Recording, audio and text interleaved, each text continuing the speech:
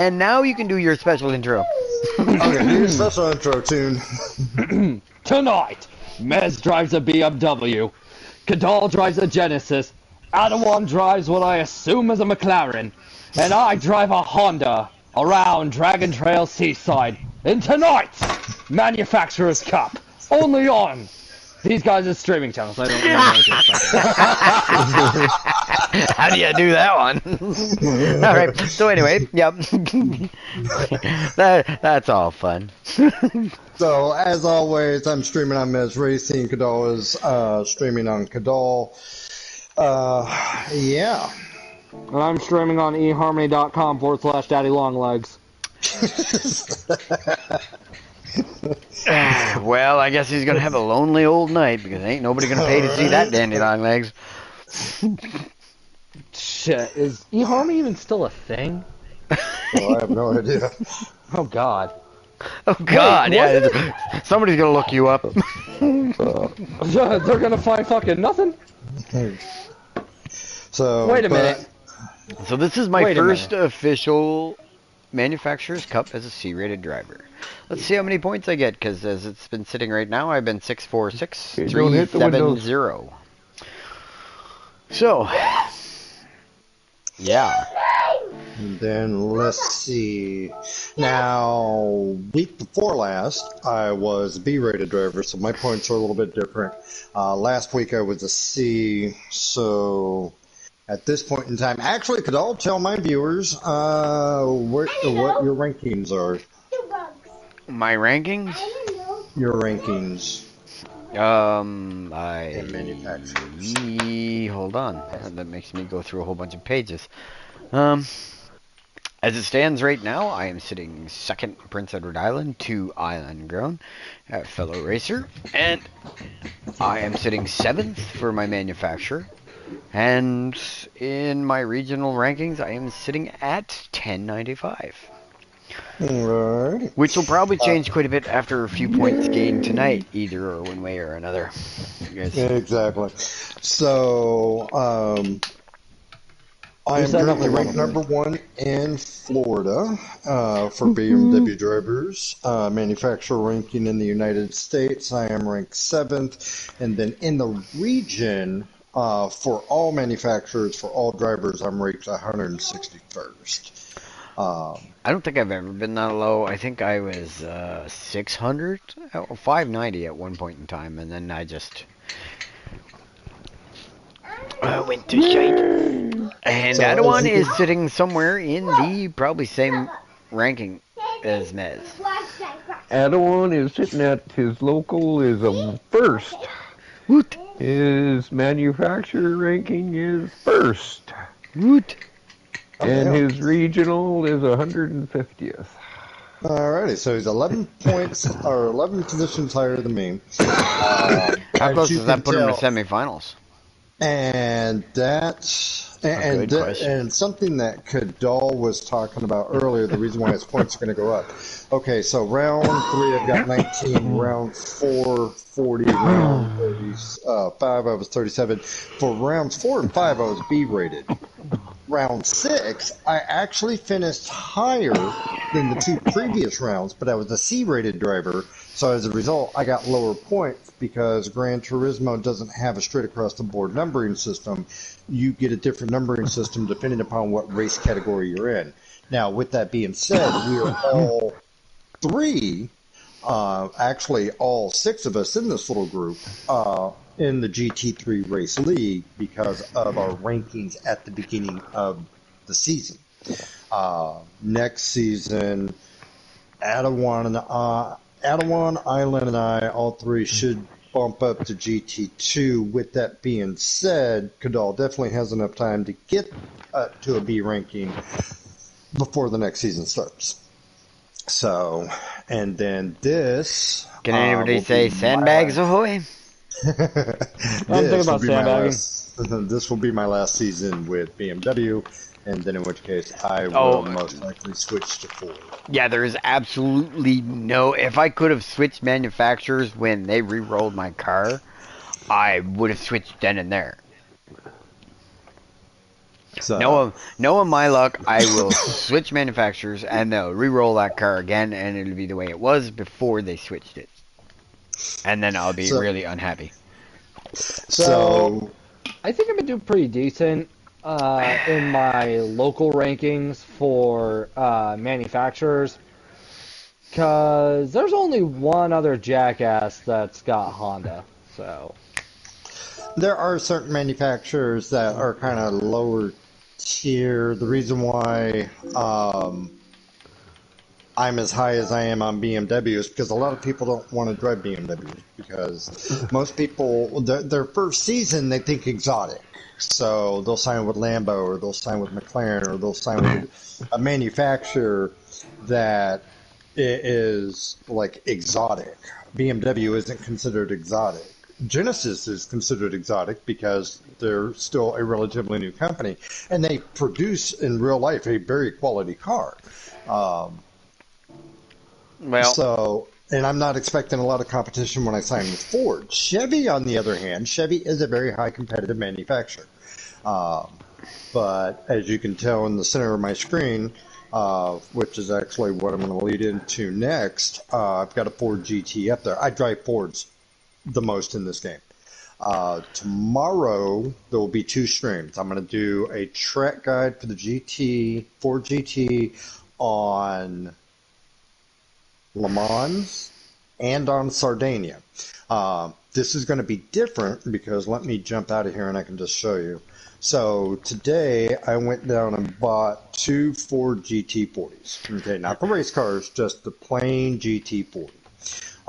And then I went through and kind of set them up for the 700 and the 800 money tracks.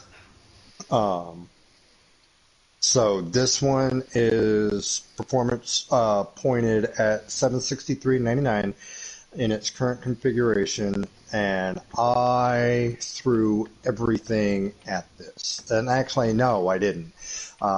As it pertains to engine tuning, I did everything on the engine tuning that I could possibly do. Except for the kitchen sink. I put a racing intercooler on there, but as you see, it's got its normal supercharger. It's got the racing air filter, the racing muffler, the racing exhaust manifold. You mean you didn't supercharge the supercharger? No, I didn't supercharge supercharger, although I could supercharge supercharger if need be, which I'm actually giving serious consideration to do for Whittleman Race 2 next week. I got the fully customizable suspension, so on and so forth. This is on medium tires. Let me put the softs on real quick, recalculate. So this car, in its current configuration, has a max potential of 776. If I put the different supercharger on there, then that goes to something totally different. That is the one that I used for Sardinia. This Ford GT, which I have tested, and which is why I'm going to do the track guide for this car at Sardinia, because when you do different cars, everything, well, not everything, but most things are kind of different. This Ford GT has got a performance point of 697.88. This one has got tires and a brake balancer. The racing muffler, air cleaner, and exhaust manifold. That's it. The engine is stock engine. Okay. I have a swap port. It's it's basic. It's like I said, it's the Ford GT that you get out of Brand Central. I think I paid $75K for it. I have the test car swap engine for the regular Ford GT. Ah, okay. I do not, actually.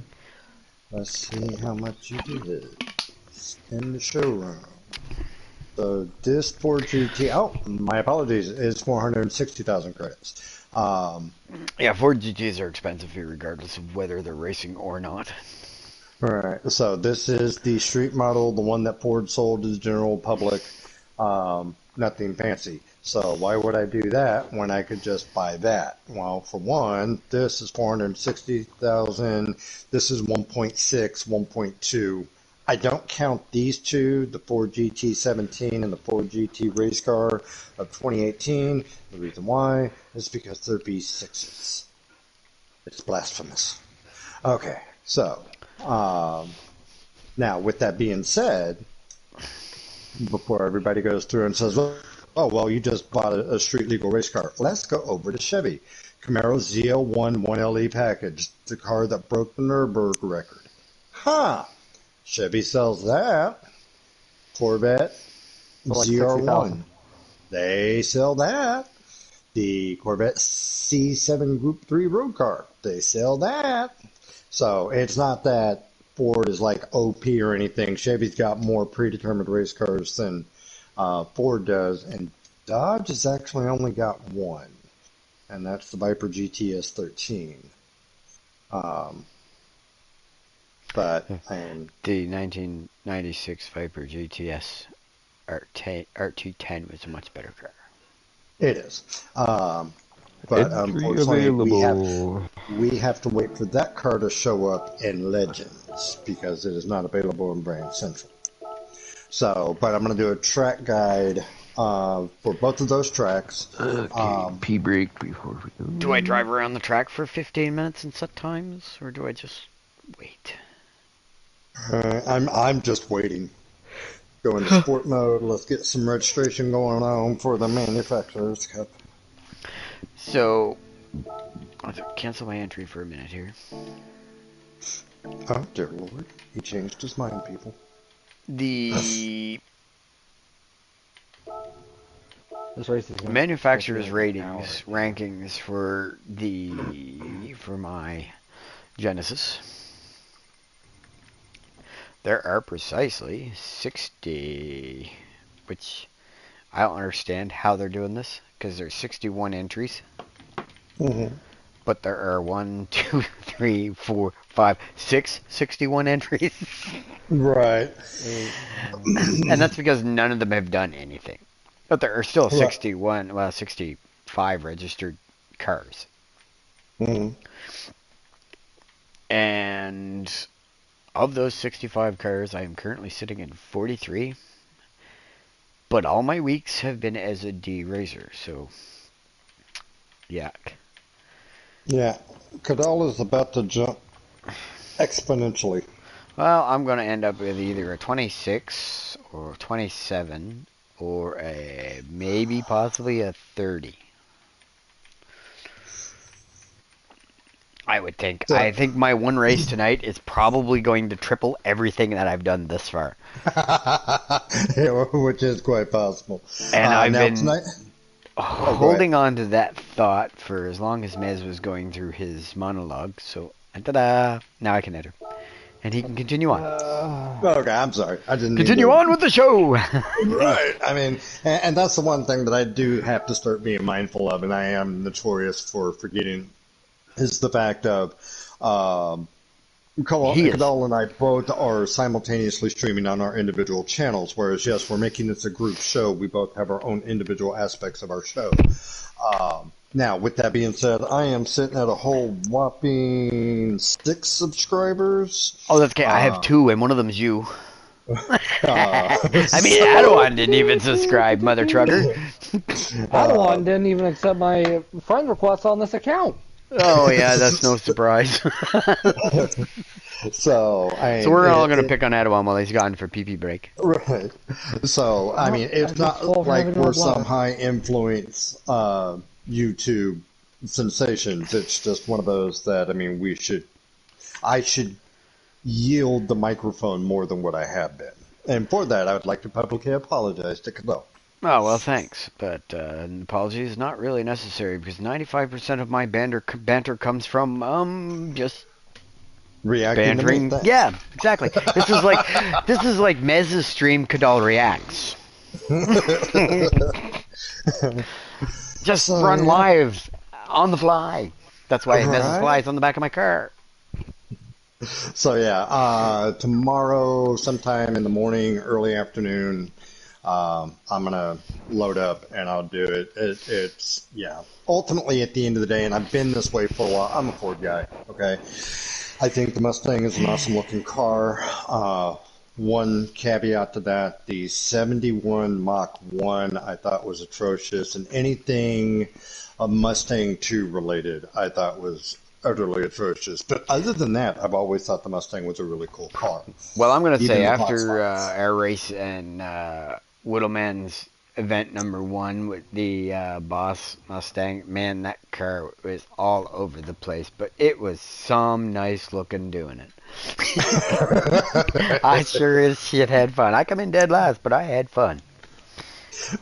For those of you who don't know what we're talking about, on my channel, I've got Whittleman League. Refer to former stream. Whittleman Racing League Race 1. We raced Le Mans. We have set up our own little racing league.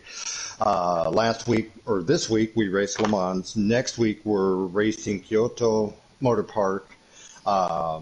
And the 800 pp cars. Based on what I've seen so far, it looks like the bulk of our races are going to be 6, 7, 800 pp rated. With the exception of maybe Gorilla's dirt track that he's pondering on picking for the last race. I hope he doesn't do that. I think it's going to be interesting if he does. Well, yeah, I'd be kind of curious as to see how I do with my WRX on dirt, because that's what it was designed for. Right, and I've got. Now imagine he'll be trying to figure out how to take a Ford GT around it. Actually, you would not be wrong. So, at the end of that race, I may get a little warning from the garage saying you need to redo your body. Body rigidity is low. But with that being said, he'll have fun as hell trying it. Oh yeah. Oh goddamn. 9 minutes 8 seconds. I'm gonna enter the track anyway, and I'm just gonna sit in the pit. I'm debating if I want to hit this run or just do the run in an hour. Alright, so Nix has hit a 154.9 and Island has hit a 157. Yeah. And the top globals are 101.43s. There's 2 of those. Yeah, it's not and like then we're the next busting records. The next, I'm still nexting here, hold on. Okay, so the rest of the top 100 are all 144s. And unfortunately, I am 6 seconds off that pace. Then I'm fine with being 6 seconds off that pace, because that's normally where I'm at. Somebody has Alfa Romeo as a manufacturer. Ooh. And they have the little 155.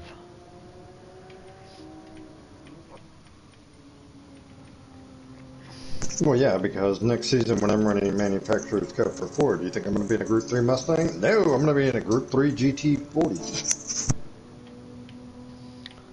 Well, that's good, because I'm going to be in a Group 3 whatever car I decide to run. I am still strongly leaning towards Subaru, though, because I really do like the way the Subaru handles.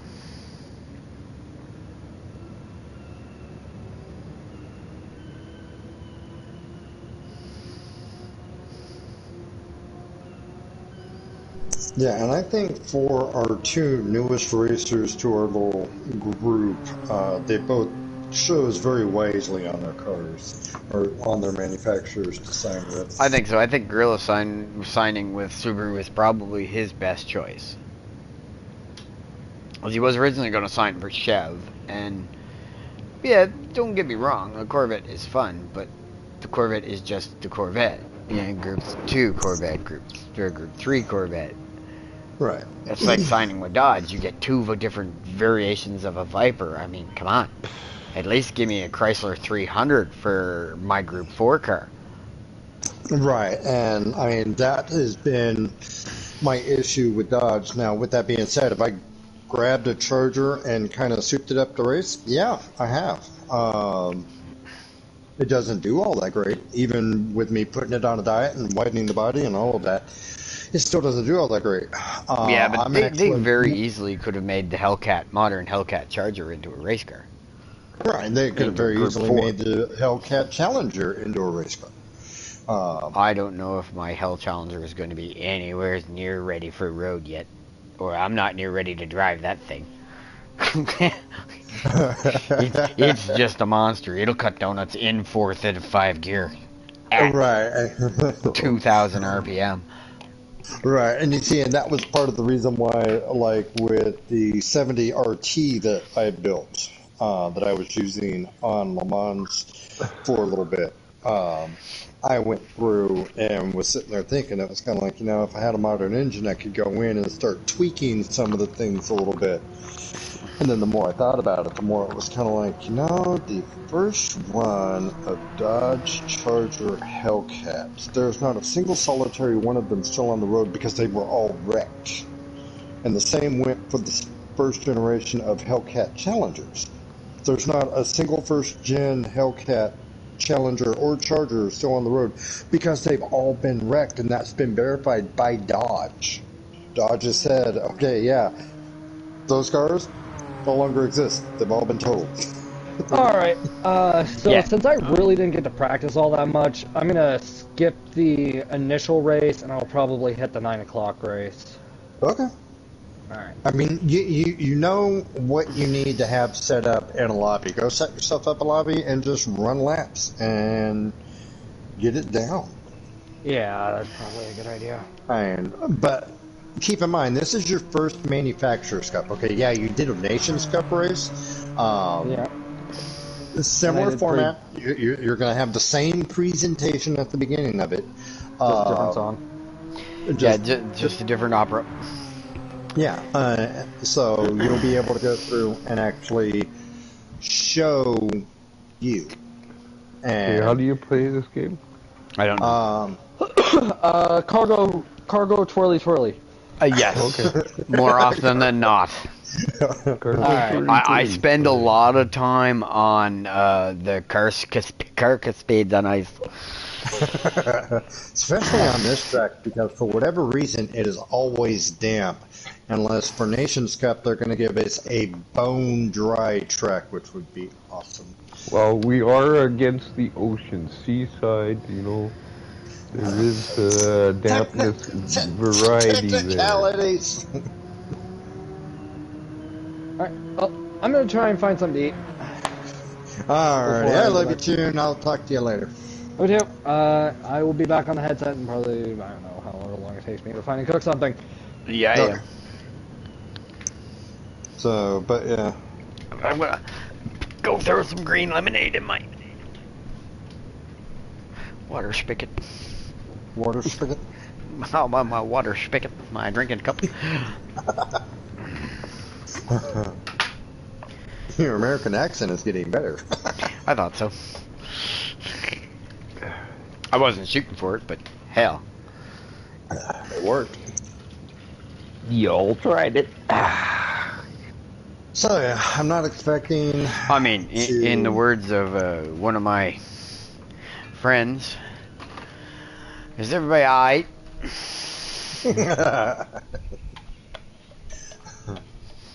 I used to look at him and say, hey man, you go fishing yet? Nah, jump too. I can't even do it without laughing, but and then I turn around and look at him and go, aight. And there's Island. Welcome to the broadcast. Come alive. He is still on the island. Yes, we haven't blown away yet. For those of you wondering what everybody is talking about, Prince Edward Island in Canada, and yes, I am saying that Prince Edward Island in Canada is under a hurricane watch because Fiona decided, we're gonna tackle Cape Breton. That's what Fiona decided, and Prince Edward Island's gonna get all the flack from it. Right. So all the debris that Fiona's going to pick up in Cape Breton because of all those houses on stilts that they have over there are going to end up in our waters over here.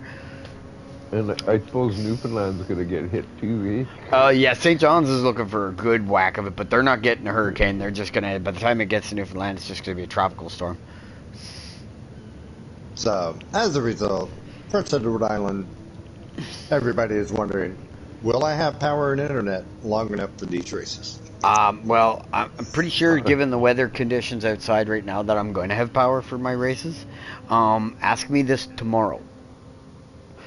I mean, they're saying that Fiona is going to be stronger than Dorian, and when Dorian tore through the Maritime provinces, it toppled 3 cranes in Halifax and left everybody in the Maritimes without power for like a week. Almost time to consummate. 50 seconds. So, now, Island, are you streaming yours?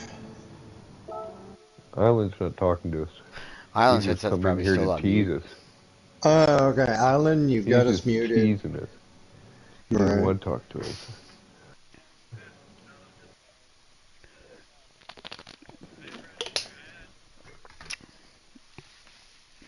Are you broadcasting? Not Yeah, broadcasting? Yabba dabba doo! Welcome to the TriCast. Welcome to the TriCast. Okay, so if you want to see Kadal, for those that plug into my channel, if you want to see Kadal's viewpoint, just type in Kadal Gran Turismo 7. Island, as I know him, is actually not the name of his YouTube channel. What's the name of your YouTube channel?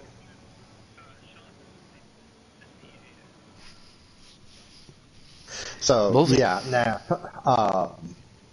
of all That's of just us, Bullseye. Island is the strongest racer. So if you want to see somebody move up through the pack and actually do stuff, go to his channel. You want to see some really good Group C racing, go to Kadal's channel.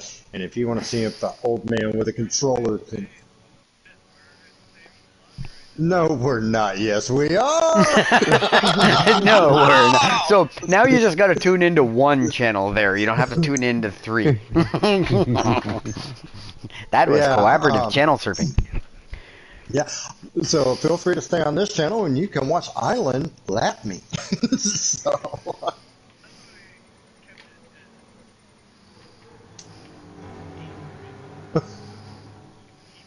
Yes. Wow, I am starting. Yeah, I know, right? I'm starting dead last. Yeah, but even without qualifying lap, I sandbagged into dead last.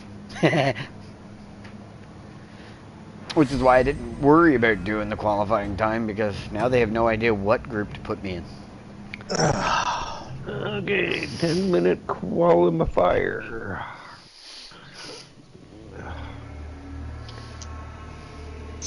Okay.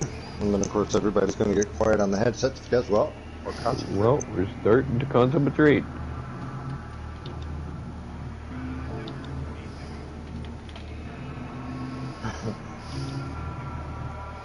I wait for people to get the hell out the way.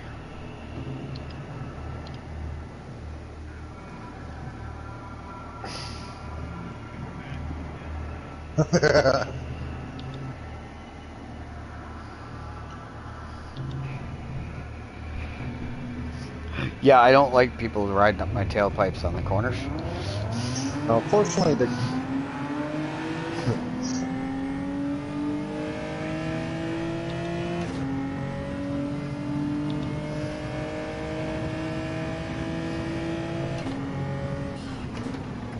Fortunately, the Jaguar F-Type in front of me is pulling away from me like I'm standing still, so I keep forgetting those cars have got exceptional acceleration. Even on the uphills. Even on the uphills.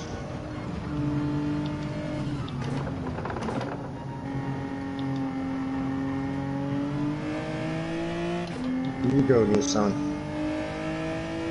But that wasn't a GTR.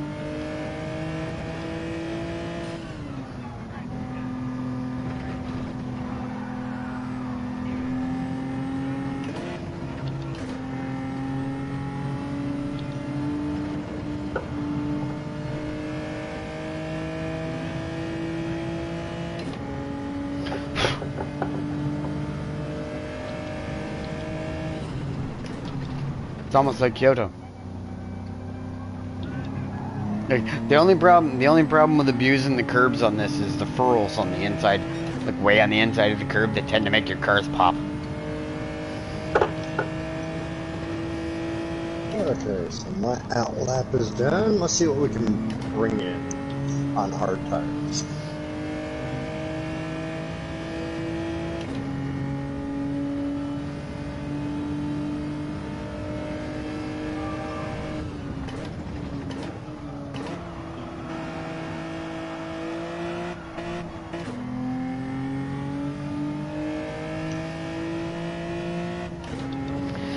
Okay, let the stress begin.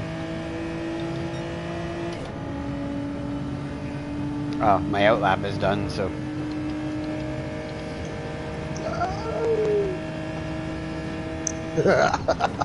I'm gonna be in it. I'm gonna be Yes, my car just caught air.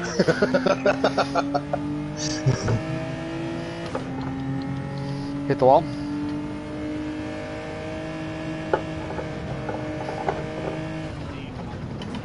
That's what she said. All my laps are done. First two are done. I gotta get some time in here.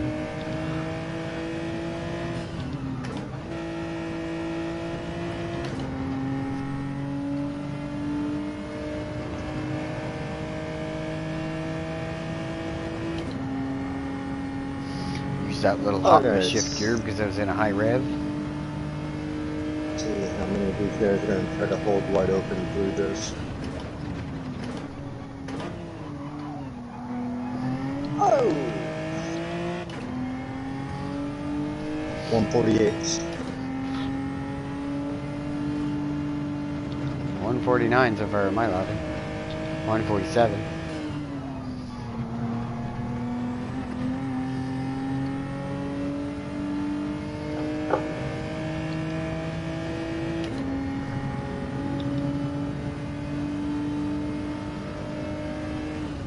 Yeah, the 150.8 I can catch.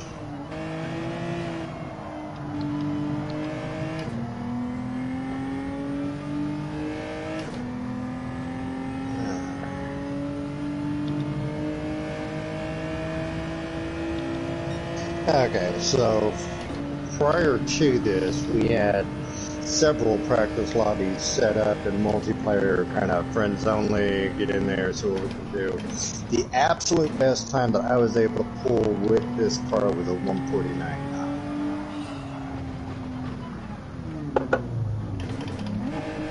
Wow, this lap's fragged. Right now, we've got like 148.0s, 148.2s.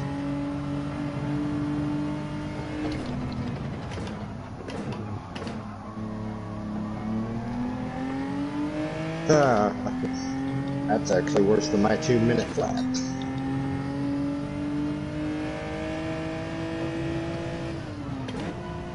Well, hearing you all talk about 2 minutes, I don't feel so bad. Yeah, my first one was 2 minutes, 2 minutes 9. Not 2 minutes and 9 seconds, 2 minutes and 9 seconds.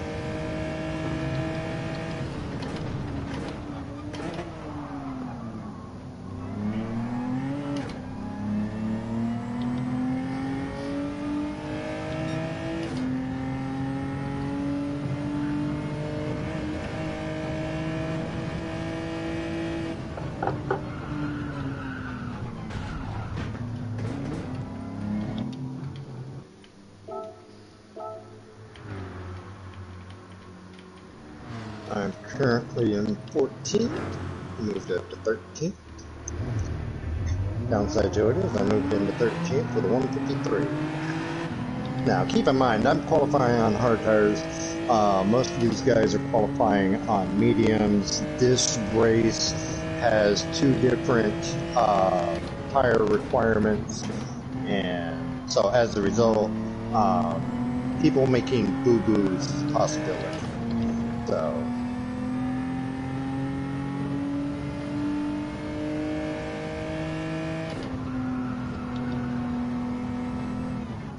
I don't know if this push behind me is just getting a late start or what's going on.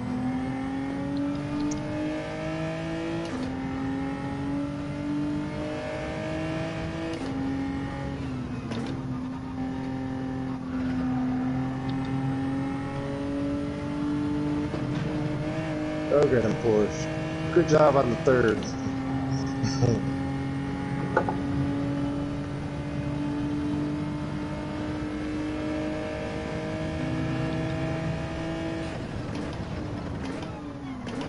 I gotta back out because unfortunately the BMW M4 in front of me. Yeah.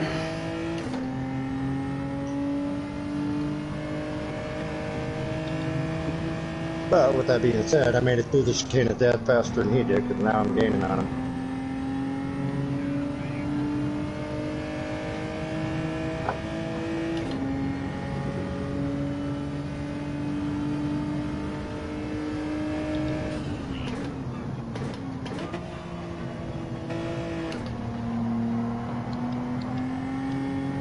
No, looks like 153.6 is going to be my qualifying time.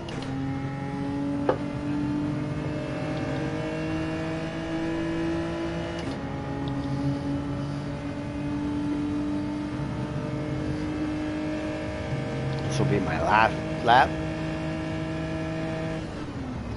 I'm not going to make another one.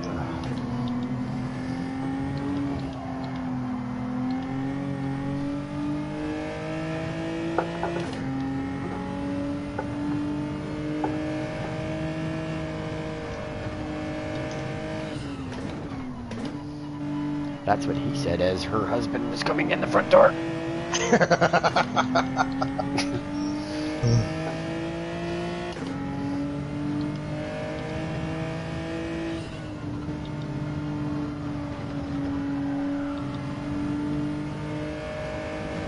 Alrighty, here we go.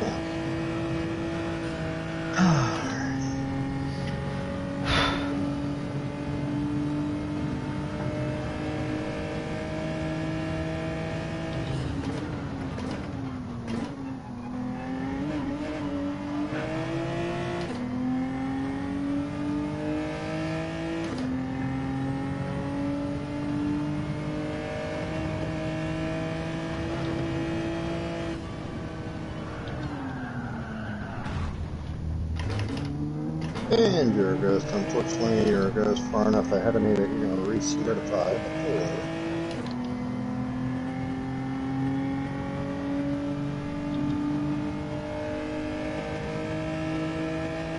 Alright, looks like I'm going to have time for one more practice lap, maybe, possibly.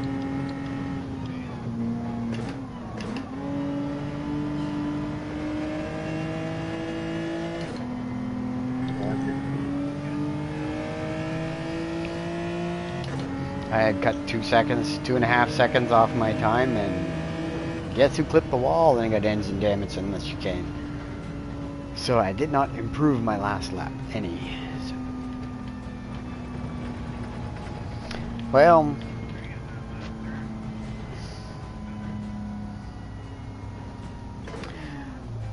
I am qualifying at the moment 6:15.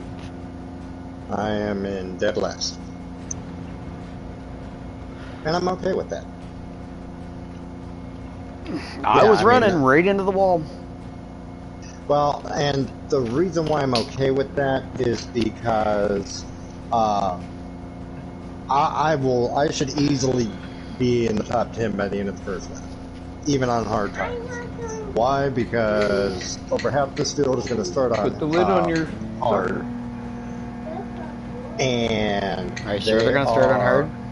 Well, even if they start on medium, everybody and their brother, and we alluded to it earlier, you're going to have people trying to go 3 wide through this chicane. Yes.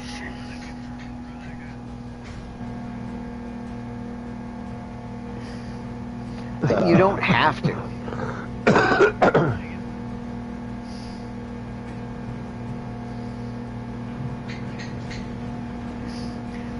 They will try to fuel save, and you don't need to. You run 6 laps with one set of tires and 8 laps with the other set of tires. Ta-da! Your car is good for 8.5 laps of fuel. The mathematics is really simple. 153.6 is my best time. Or you run 7.7. Yeah, I'm running 7.7. I'm going to go 7 hard, 7 Or you medium. run, yeah, the minimum laps you can run without fagging around with your fuel is 6. So, Well, it looks like I'm starting 11.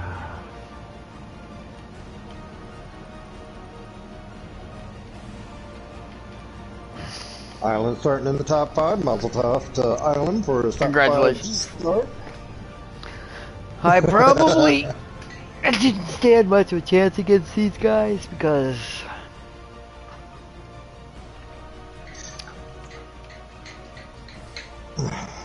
I am looking at my best time being 154. Of course, I did frig up the chicane. And the best lap being 147, so the field is rather close to me.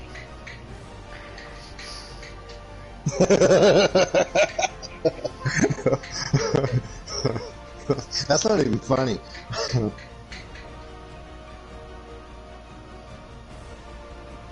Yeah, obviously, for Fox's sake, is not talking about me, because today on Prince Edward Island News, a hurricane is coming.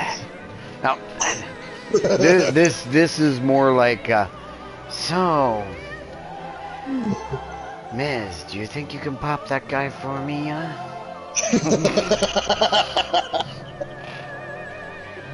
don't know, this is my Italian mafia, just plain and simple.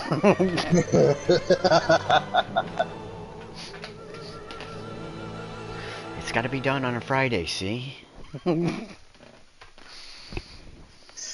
Okay, so my goal is top 10. If I get top 10, I will be done. If I don't get top 10, I will give serious consideration to running the second race, which last time I did that, it just kept getting worse. And Island is going for the W. Second place is Mike in a Mustang. Viper is in second spot, which is understandable because when I drove, Daily Race had this as a Group 4 race, and I did the Viper. There's Island and his Milwaukee-sponsored Genesis. An Audi. That's perfect. That's perfect for a cook. Alright? That's okay, because I was a carpenter that don't want to be a cook. And I was a cook that didn't want to be a carpenter. The only job in the world I don't think I'd ever do, no matter how much you pay me, is be a plumber. Because I just ain't. I need a coffee, Blackman Heritage BMW M4 brand. I just ain't about that, working in other people's shit. Downside to it is this means I'm going to be accelerating through that corner with a how far back I am. There's my fancy Warwolf Racing Genesis.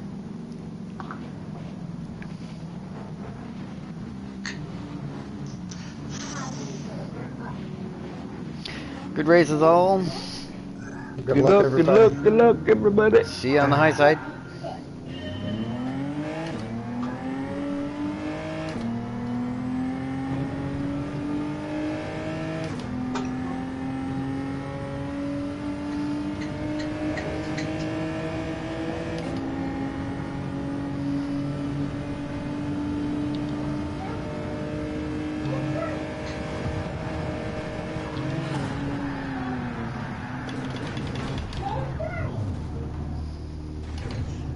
Fuck you, you piece of shit Corvette.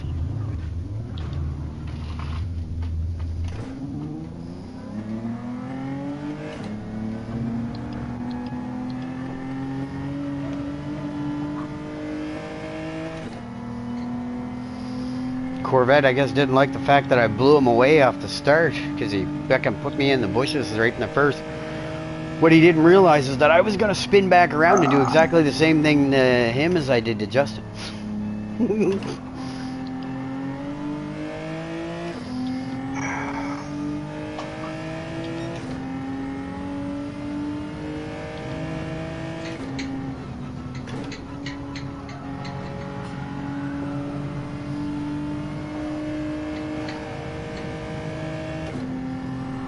Maverick, get out of there, please.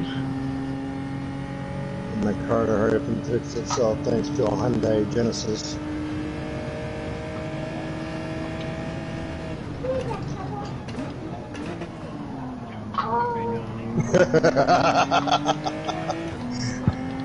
Are you one of the two? I don't know. Unfortunately, a Hyundai Genesis went through and knocked me off the track, so I'm... Well, I got rammed into, just before the chicanes, I got rammed into the wall. Yeah.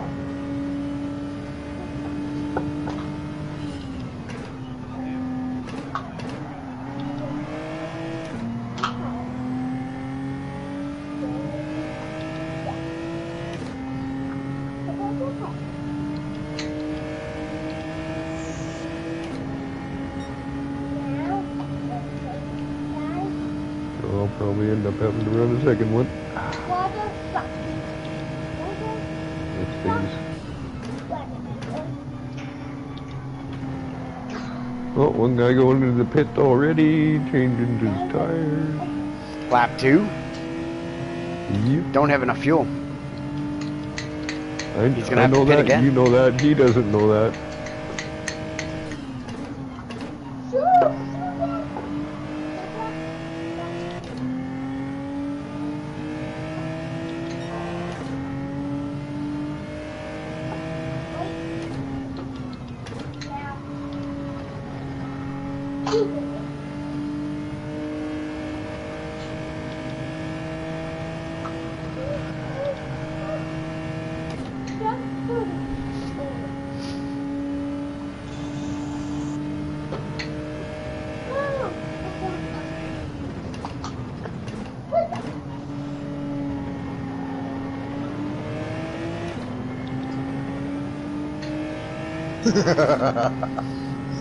No, no.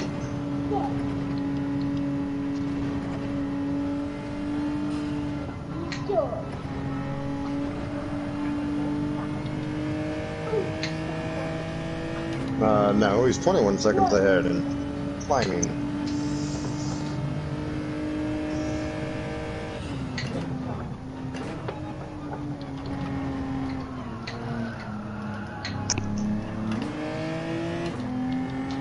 Yeah, for anybody wondering why I'm thinking about signing with a different manufacturer next season, see that Hyundai Genesis? It's not a Genesis, it's the Hyundai Genesis. The one pulling away from me?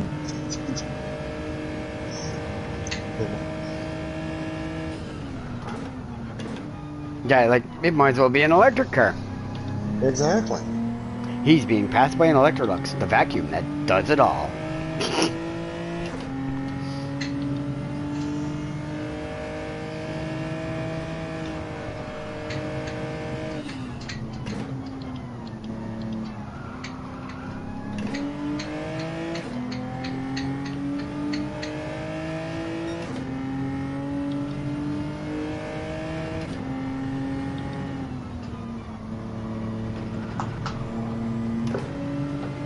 Whoa!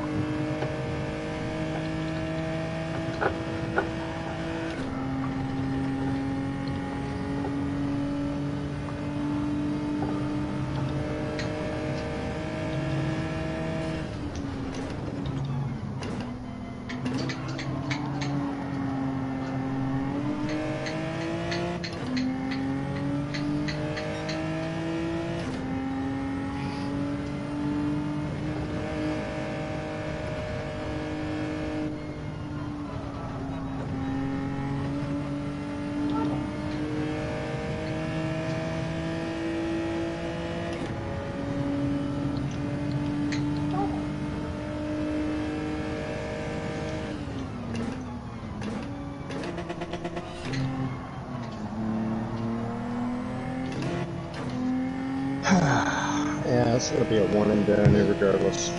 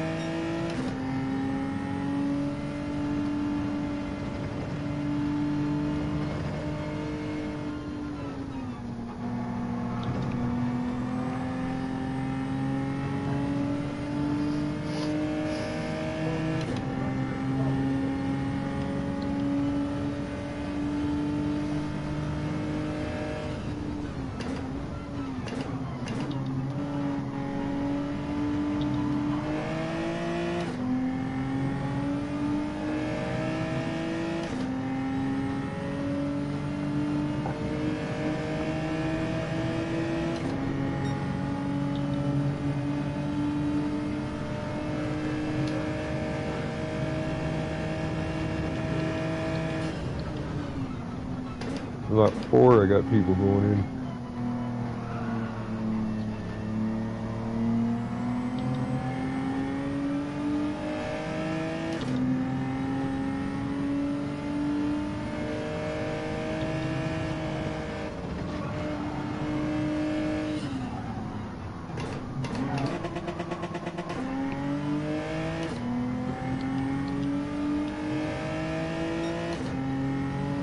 Ooh, 2 guys left their door open. I did. 2 positions.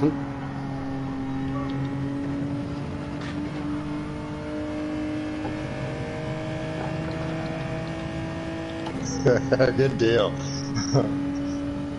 Own it. That's fast.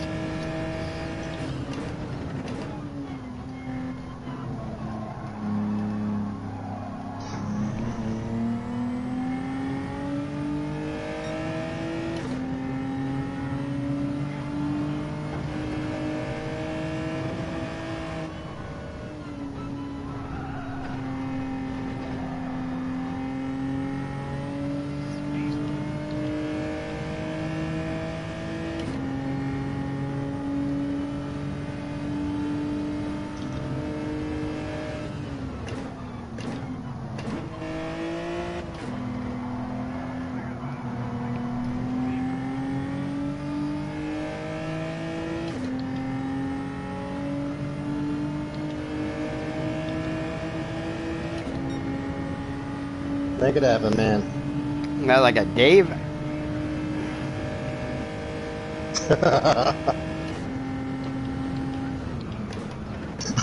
We're both on borrowed time, brother.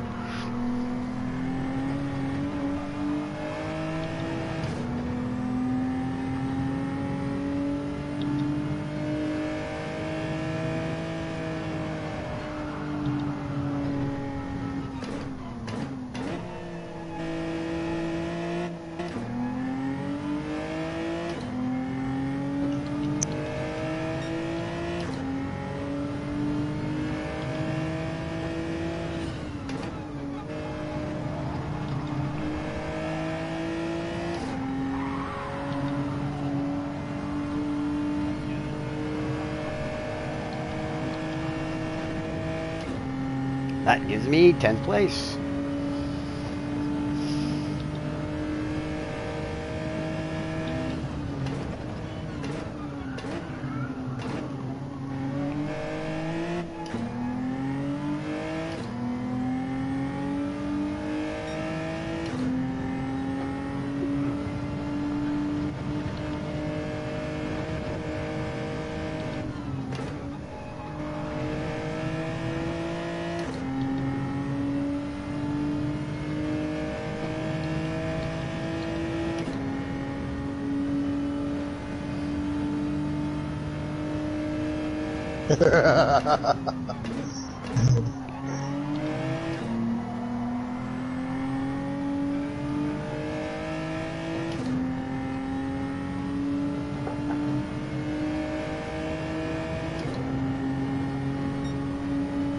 I've had nobody go into the pit yet. We're on lap 7.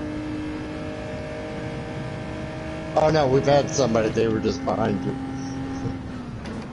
Yeah, we've had 2 go in the pit. They've gone from 16, or yeah, from 16th to 12th.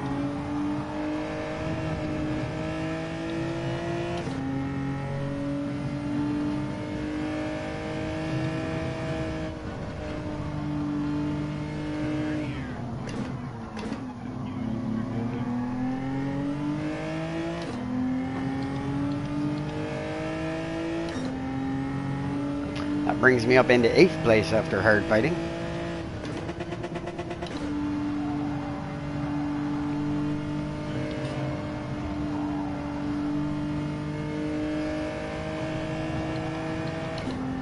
Okay, lap 8, player position 1 just pulled into the pit, and 2.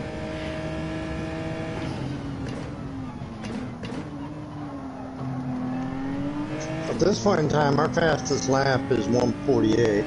Mine too. I could probably catch that. Because one thing I've noticed is 11th place is 12 seconds ahead of me. 13th place is 5 seconds behind me, so I've got time and things to play with. 10th and 11th just went into the pit. I'm going into the pit.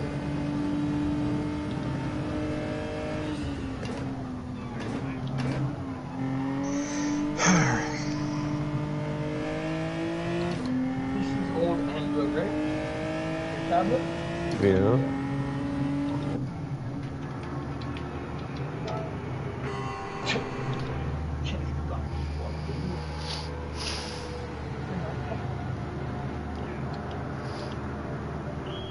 Okay, so we're into the pit 12, coming out.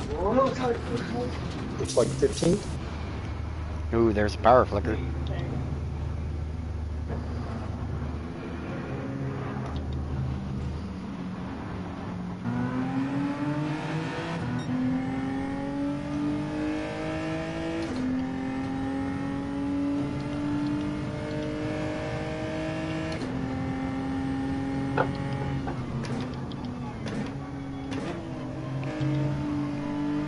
That's what I've been doing. I've just been staying on their tail and applying pressure, and they like to slide off the track.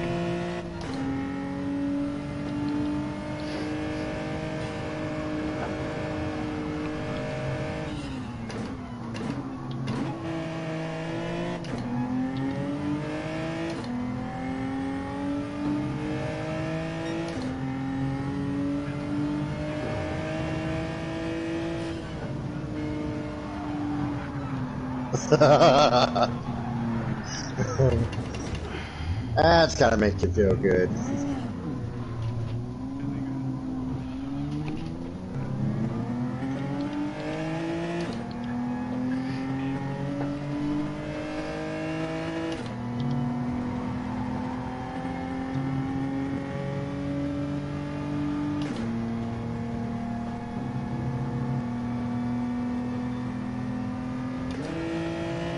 Come on, engine damage, for fuck's sakes.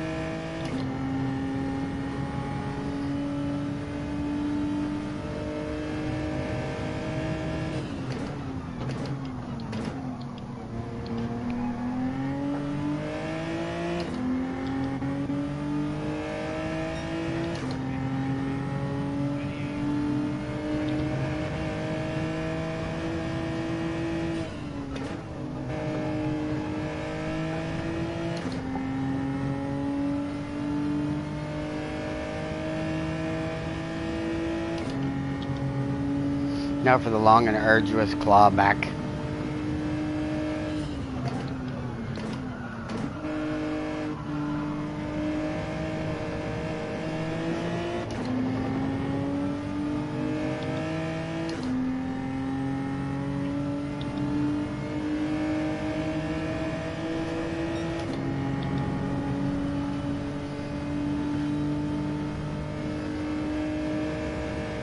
They really do.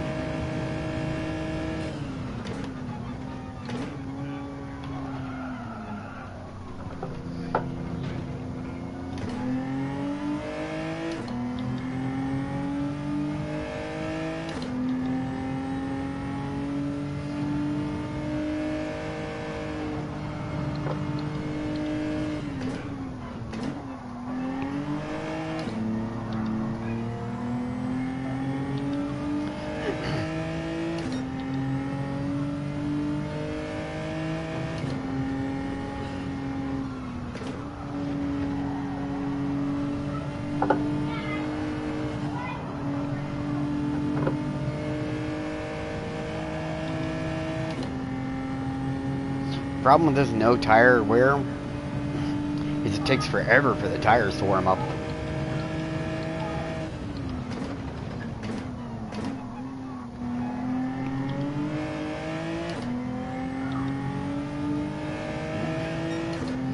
Sliding room.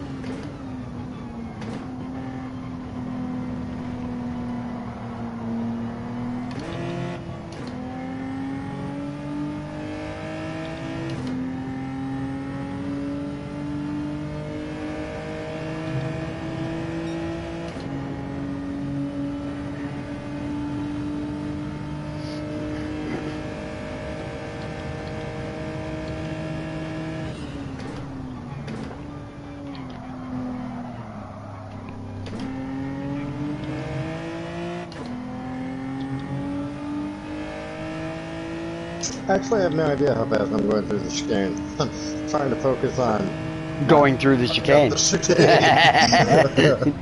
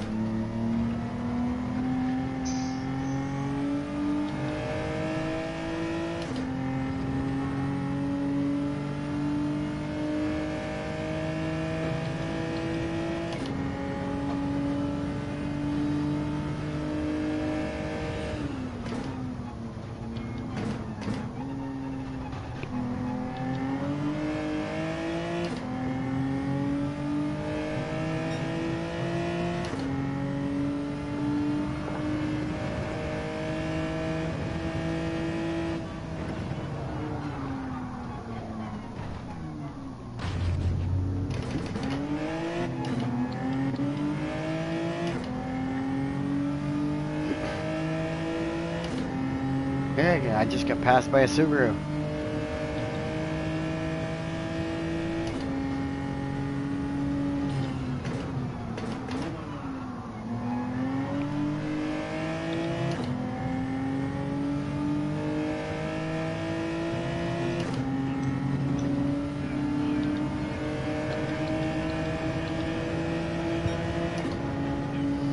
You straightened them out?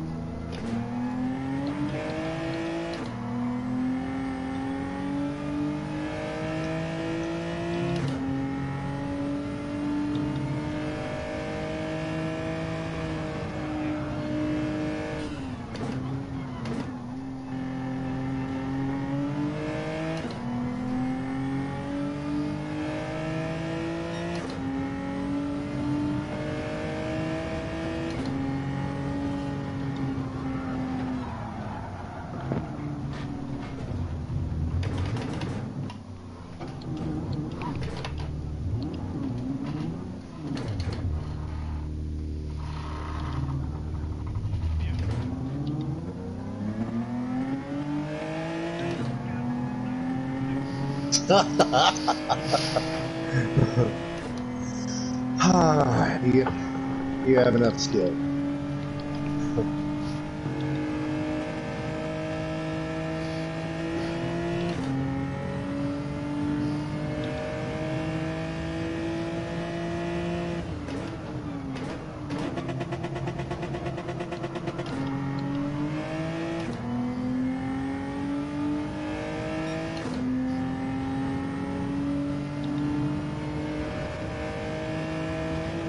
Oh no, it was for something.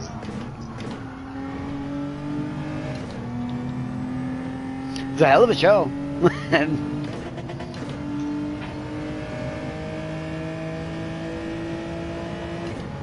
Well, actually, yeah.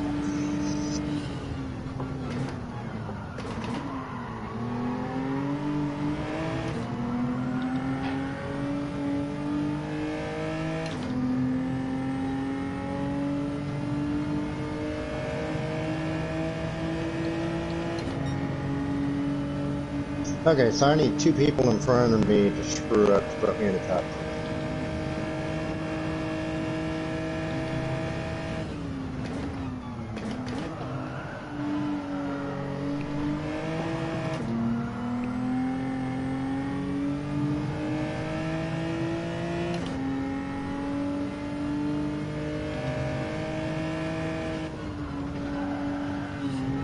I am 2 minutes and 19 seconds behind the Subaru that's in first place. I am 51 seconds behind the Canadian leading this race.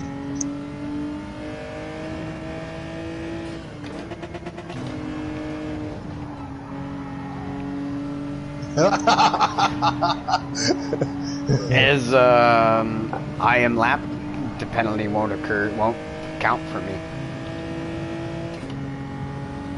Stupid, totally ruins my ability to move up anywhere.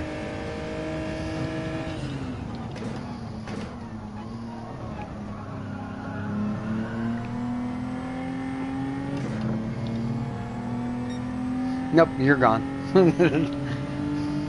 Which is why I spent so much time on the hards. Which is why I spend so much time on hards. Yeah. Mario Andretti, get good at hard, you beat everybody.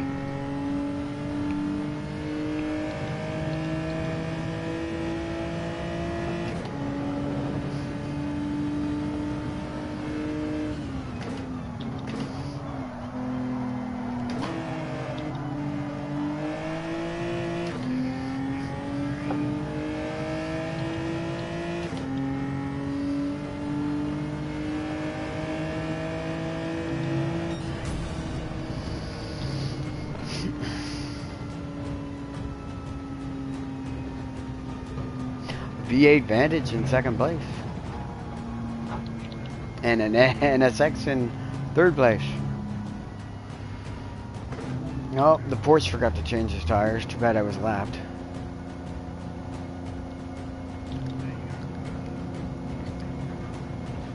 So I'm going to end up 11th, not 10th. Well, just missed the top. I'm going to go pee while they're still running. Alright. I don't know. I'm about to find out.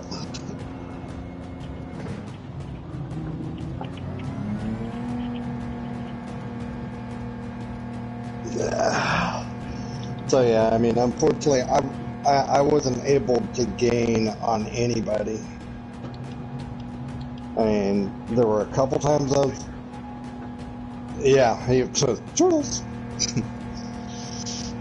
Yeah, when this was Daily Race C, my 2 wins in the Vipers are in the Group 4 car on this track.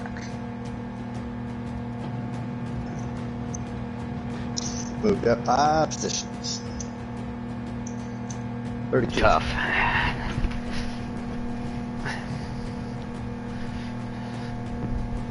Alright, so I received I didn't make 36 points. Made 11. I got 36 points. Alan got 49. Oh, I made it up into Quality very 15 good, though. position because the Corvette that run me off the road in the very first corner forgot to change the tires. Okay, so now let's see what happened to my driver rating. am I still a B? Well, I went up one position. I didn't get a top 10, though.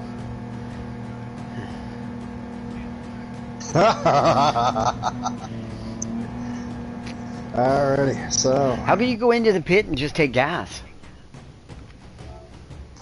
Because it was one times tire wear. Oh, I've just got a sliver. It's not even a period anymore. It's just a sliver.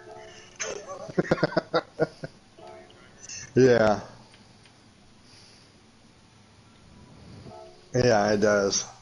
I mean, you finished top 10s. Yeah, you got more because, I mean, you had a top 10 finish, and that's why I wanted to get top 10. All right, well, I'm still a C-rated driver. I have a period.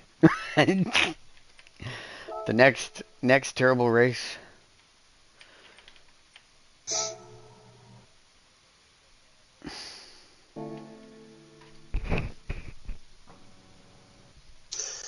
So,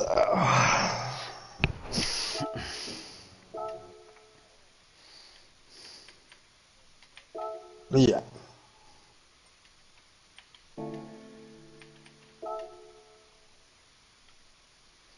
Well, you see, now, this has been my personal experience, okay? That is just my personal experience. My first race was my best result because the further you go into the night, the more people have practiced, which means the faster they have gotten. So, yeah. Yeah, because, I mean... That's your safe bet. Yeah, fine. And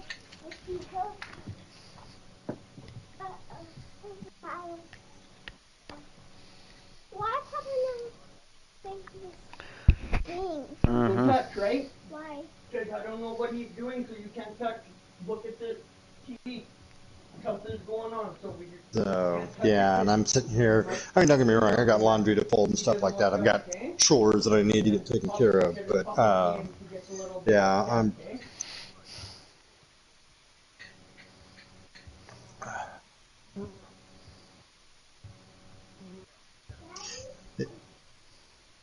49. 49 was your highest.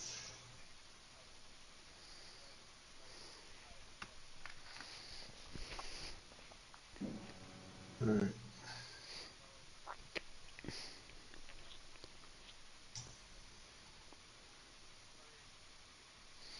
your 46 will become your new high.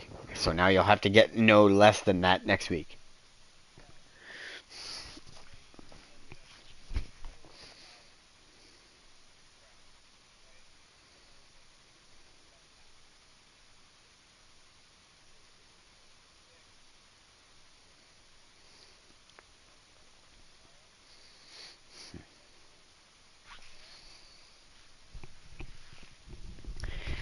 Yeah, because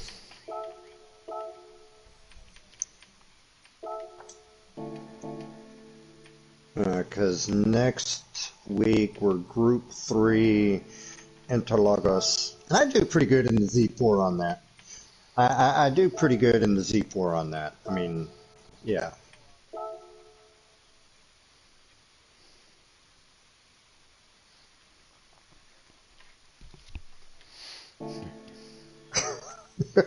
Yeah.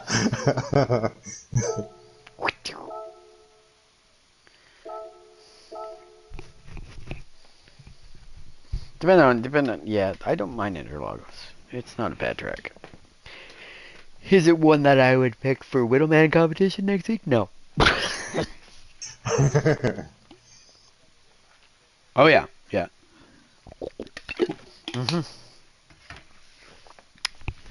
Kyoto full track, 800 pp. Now, with that being said, we're using the tire wear and the fuel consumption off of Sardinia. Yeah. Because Sardinia is 3.18 miles long and Kyoto is 3.05, no weather. Because Sardinia in my money-making track doesn't have weather, therefore I won't put it on my race. And by the way, if you show up race day and it's raining, not my fault.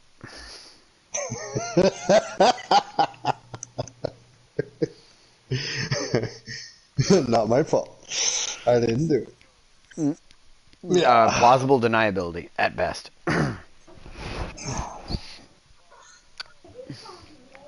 Alrighty, and I'm actually gonna terminate my live stream. Anybody and everybody who finds this later who stuck out this long, do greatly appreciate you taking. Kadal, give us a nice send off, why don't you? You could always do better, but you could always do worse. There are better things to be doing than spending $1,500 on a racing sim only to end up in 15th place. That being said, I've not spent $1,500 on my racing rig yet. Yet being the keyword. Thank you. So. Uh-oh. Yeah, well, screws are $1.75 a pound, so no. Have a good one. We will probably talk to you tomorrow, weather permitting. Sounds like I'm queuing up for like golf, a round of golf tomorrow. So yeah, we'll play tomorrow if weather permits. If weather permits, we shall play tomorrow. Ow. We just hope that Fiona finds Shrek and flocks off. Yeah, flocks off. Later. Speaking of flocking off. Alright. And then there was 3. So what is Mr. Mez going to do now that he's not streaming and... I am currently folding towels. Okay, so he's going to be my race commentator.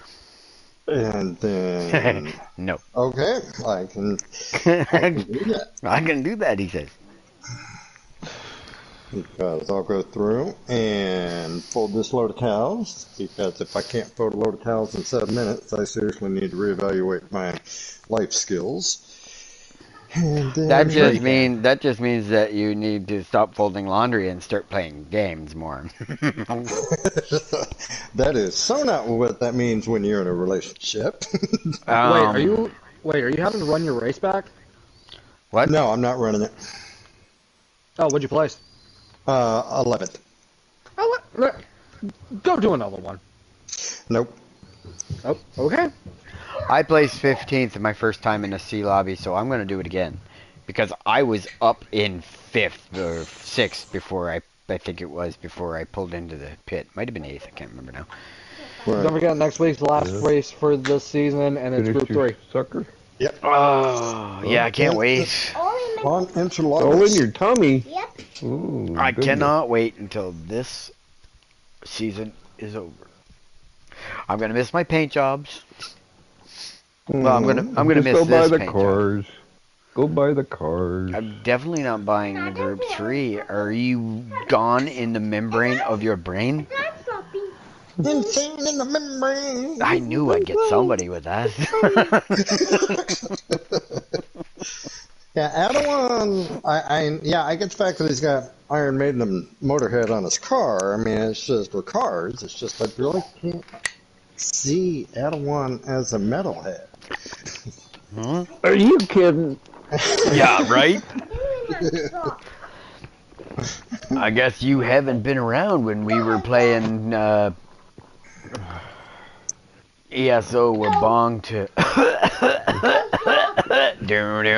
And then Adawan would go into a coughing fit just as the song would start. Every time. So, but no. So yeah, Nix, I would strongly encourage you, once you're done with this manufacturer cup, if you want to put a qualifying time in on Interlagos when the track becomes available tomorrow, get as much practice as you can, man. Get as much practice as you can. Understood, but I also got to practice for Nations tomorrow night, too. Yep. Yeah, we got a long road ahead of us.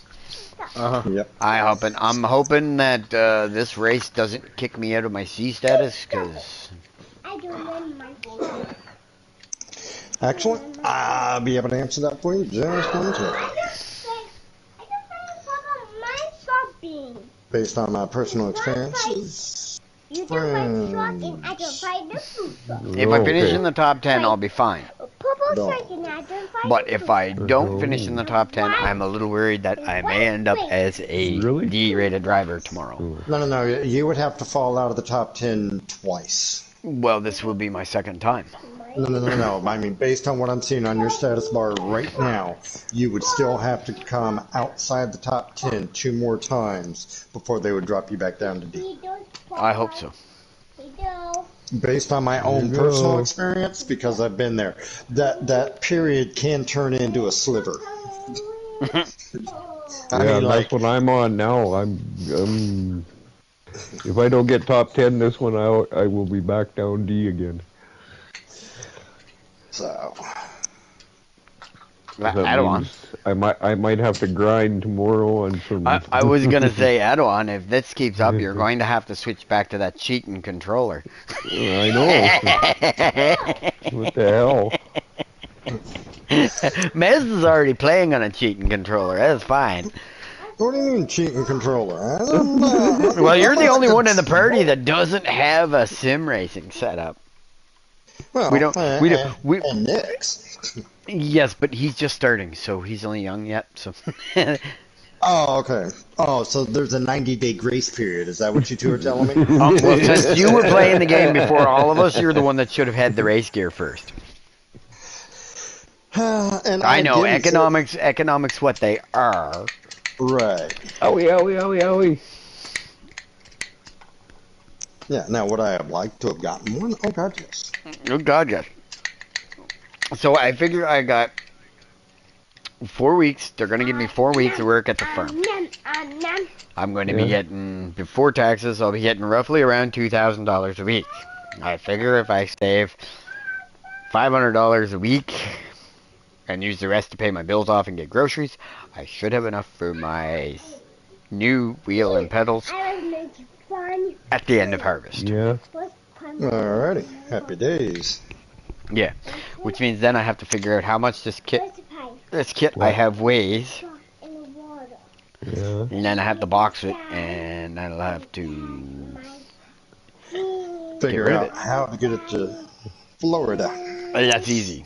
I'll go to my post office and I'll text you or call you, and you'll give them at the post office your information, and I'll say, okay, send it away. Here's your money. Okay. You go tell Daddy your story. And then it'll be in Canada Post hand. Right. And then in which case, how long will it sit in customs before it comes down? About 6 to 9 months. No. The parts RJ ordered for his car come through custom in less than a day. Oh yeah, same coming up. Debbie bought some shoes from the States. Customs not holding here within a week. Yeah, customs not holding mail anymore. Haven't you guys heard the pandemic's over? Unless they have a reason to. I'm going to write on the box. I'm going to write on the box, COVID sample inside. Okay, so now hear me out on this. How many people live on Prince Edward Island? 150,000. Alrighty. Give or take, ends and change. Probably closer to 160. In your little region of Alberta, how many people have you got? Oh, I really can't tell you. Okay. In the greater Tampa Bay area, I have got close to 13 million people. That's fine. Wow. The reason why... Padawan, how you doing, buddy? Emily and I heard bad. Watch out for Trafmos there. It's a dirty getting... Wait a minute, is this another situation where you guys ended up in the same lobby? Yes. Yeah. Yes. Awesome. So for the second time tonight on Kadal's stream, we've got two other brothers in the same lobby. Yeah, and right now, one car ahead of me. I was warning Adawan to watch out for that Corvette because he's dirty as shite. He was all mad at me because I ended up last, and you ended up 3 ahead of me. Yeah, well, where did he go? He's up at number 10 here, 99 points. He's a CS. and he was so mad at me that I left him sitting still on the start that when we got to the first corner, he rammed into me, and I let off the gas and then cut my wheel back towards the track and did the exact same thing to him as I did to Nix in the race last week. Okay, Davis Petco must be a dirty racer. He's the first one. Let's have a clean race. I'd like to apologize, guys. I'm gonna be skipping the manufacturer's race tonight. Dude, nothing to apologize for. Yeah, it's your race. Yeah, I don't know. Certain now. I don't know. I feel like I'm letting you guys down by skipping it, but I was just curious. I was just curious as to why you're skipping it. Because of like juggling, trying to research a bunch of shit and try and practice. I really didn't get a lot of practice in. Therefore, it's just I don't think I'd be able to. Yeah. You know, I'm going to tell you the same thing Mez told me at my first manufacturers. Go for it. What's the worst that could happen? You end up in last place, starting in last place. Yeah, I mean, and your rating can't get any worse than D. Yeah, and you're an E-rated racer, so this will actually help you. You can go up. Mode. Yeah, irregardless. Now, with that being said, I'm not trying to put pressure you on there. Right. Okay? I think you're good enough, personally. Yeah, and let's stop and think about this for a second. You took an Audi R8 that's not designed to be a Group 4 race car, turned it into a Group 4 race car, and put it on a fairly challenging track, and came in second. Okay. Countryside notwithstanding. So if you're worried about your capabilities, you're going to be in a lobby with other E-rated drivers, meaning that they've had this game for about the same amount of time, probably did the cafe books, kind of like you're doing, probably did some arcade stuff. This may be their first manufacturer's race. So, I mean, realistically, don't get me wrong, it's like I said, I'm not trying to pressure you into it, because I would never do that. You want to skip tonight? Skip tonight. You want to skip this season? Skip this season. It's supposed to be enjoyment and joyful for you, not us. That's right. Do we take pride in the fact that you're here? Oh God, yeah. But I mean, at the end of the day, it's your call. Yeah, you do what you feel most comfortable with. Do we believe in you? Yes. Sure do. And we're not disappointed in you at all. Yeah. Whether you race or whether you don't race, we're not disappointed. Even if you qualify first and finish dead last, okay? We've already established this fact on multiple times. It was prior to you kind of joining the group. But at any given time, there are 1 million people playing Gran Turismo at any given time.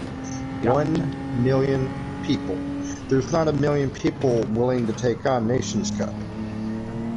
And those willing to sign with a manufacturer and say, yeah, they're going to do Nations Cup, you've already seen all the zeros where they haven't raced the race.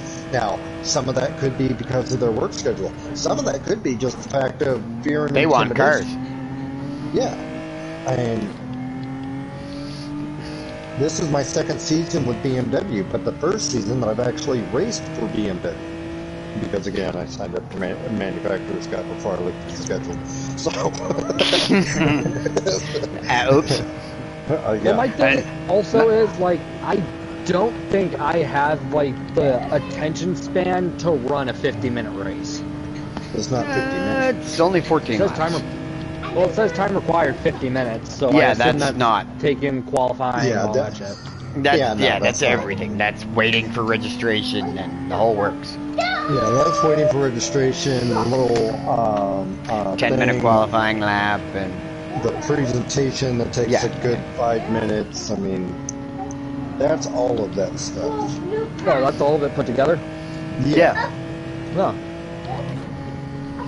Oh, as you just saw on your YouTube screen, Cadell just barely missed that wall. But he missed the other wall by a mile, and it becomes a conundrum. Which wall do you want to avoid the most? 104 mile an hour through the chicane and as close to that inside wall as possible is my usual goal. But apparently that last apex that Cadell drove around, his name is Tracy, because he avoided that damn thing like the plague. So... Hey-oh! I avoid all my apexes like the plague. What are you talking about? Didn't you hear me all day during practice? I keep shooting myself in the foot. That's how I'm shooting myself in the foot. So, but yeah, so far, it all is looking very, very clean. I'm looking at his current active time versus, and he's actually going around that first sector a half second faster than what I would. Actually, case in point. My best time through that sector was 37.9, and Cadell just went through there at 37.5. So Cadell's just as four-wheel drive Group 4 race car is singing like a bird. I like the first section of this track, I really do.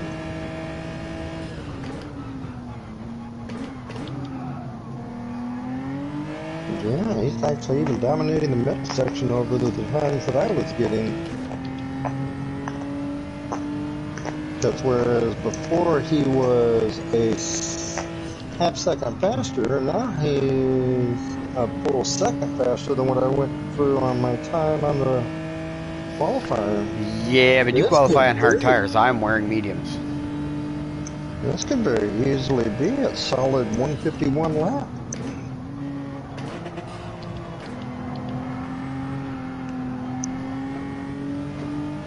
There he goes. Now he's starting to get friendly with the apex. He wants to hug you. He thinks he's pretty. It's got to be jubblies. 152.1, very respectable qualifying time.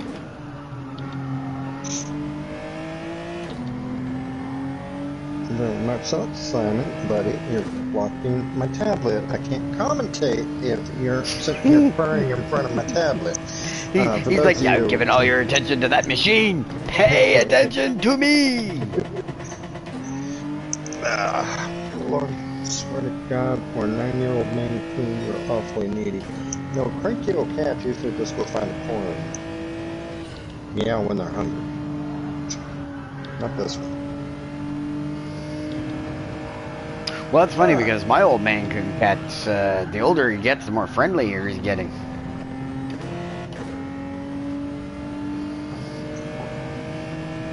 Nice save on that last part of the S turns, S curves, whatever you want to call them. But yeah, Nick says it pertains to you running Nation's Cup, buddy. It is total, or not Nation's Cup, Manufacturer's Cup. It is totally your call. It really truly is. And I just take pride in the fact that you're even considering doing the online competitive side of it. Yeah. I think I'm just going to run some dailies, try and get more familiarized with my car. I do want to stay with Honda. I was thinking that Manufacturer's Cup would be a great way to get familiar with your car. As I picked my manufacturer and jumped in my car and went, I love this car! And then 3 weeks later they changed the physics of it, and I went, I hate this car! And guess what next week is? Group 3! I hate my car! I haven't even tried the Group 3 Honda yet. That's gonna be a bitch. No, it's actually a nice car. It is. And just learn it. Like, there's a guy in this lobby named Leon. Just learn it, okay? And I spent 1.6 million credits on a Group 3 Ford GT40 race car that I spent very little time in after the Watkins Glen track, and now I spend so much time in that car whenever we do our little friendly daily race competition to see who can get the fastest qualifying time. I show up in buddy. I show up in anything other than the GT40, and they're asking, "What are you doing?" Wow. Did I ever flock him up? I feel really bad for him. Yes, I completely Sam slammed him. He went from one side of the track to the other side of the track, out of control. None of it was intentional. None of it was malicious. He lost control of the car, and yeah. That guy just so happened to be in the wrong place at the wrong time. I'm sure he got engine damage and everything out of that, and all I got was tire damage. But yeah, I would highly recommend, if you're not going to do nations or do manufacturers tonight, get on to Daily Race C and that NSX and learn it. I would think that a good, I'm not preaching to the choir here, but I would think that running at least one would give you a sense of what you're up against. Better to go in prepared than go in fucking blind. Right. Just my personal opinion. Yeah. Good qualifying time, Adawan. Oro 7th place. Well, I'm currently 7th place on my screen. The only one that's locked into their position is 3rd, 15th, and 16th. Everybody else is still out on the track qualifying. Okay, so the way that the qualifying works is they give you 10 minutes of qualifying. If you're still in the middle of a qualifying lap, at the end of that 10 minutes, you still finish that lap. So you have the ability to improve. Adawan's in the rhubarb. I can't believe I actually just tried to scroll up on your placement screen. That's because I was moving it up and down. You were moving it up and down, and I was like, no, that's not what I want to do. And I tried to look up. Control of that. I'm not in control of that. What the hell am I doing? I am so glad that I decided that I wanted you as a commentator for my evening. Oh my god. Well.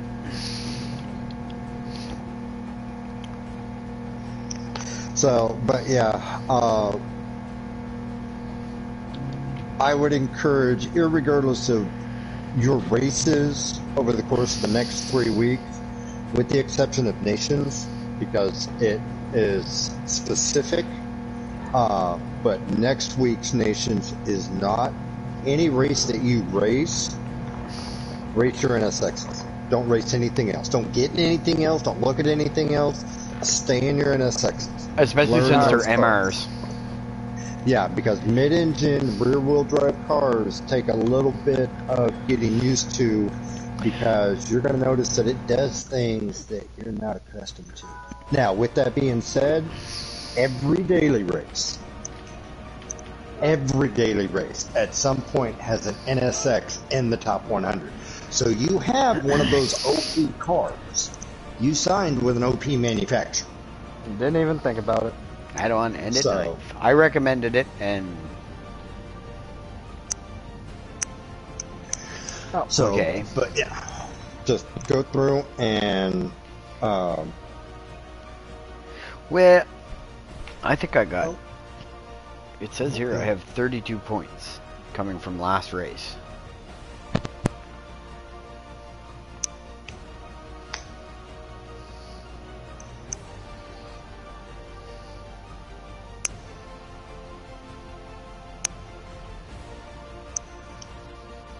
So, but yeah. All right, presentation. I'm gonna go through again. I'm a 5 second. There's my car. From what you see and what I see. Yeah. So it's kind of hard to commentate and do live commentary on something that you're giving a 4-second spoiler alert on. Yeah. Sorry. I don't have the stream running beside me like I normally do because, you know, I'm gaudy that way and my view counts as a view. Mm-hmm.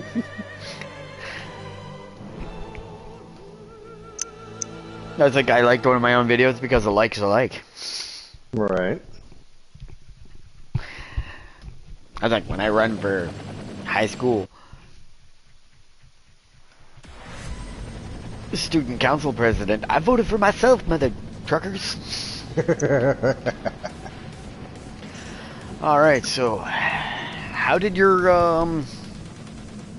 as you're in a second race, what what did you run for a plan last time, Adawan?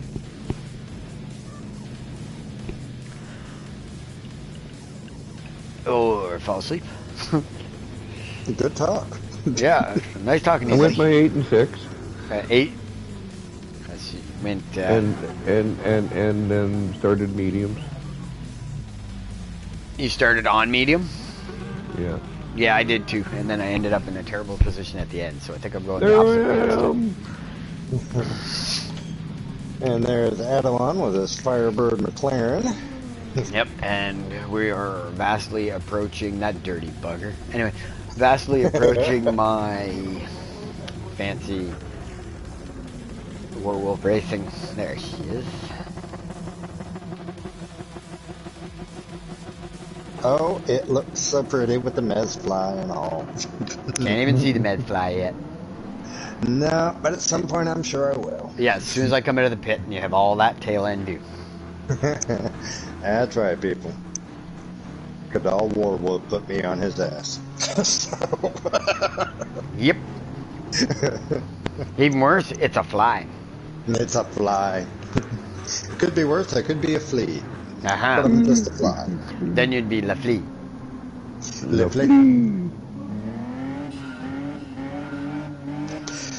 So yeah. Here we go.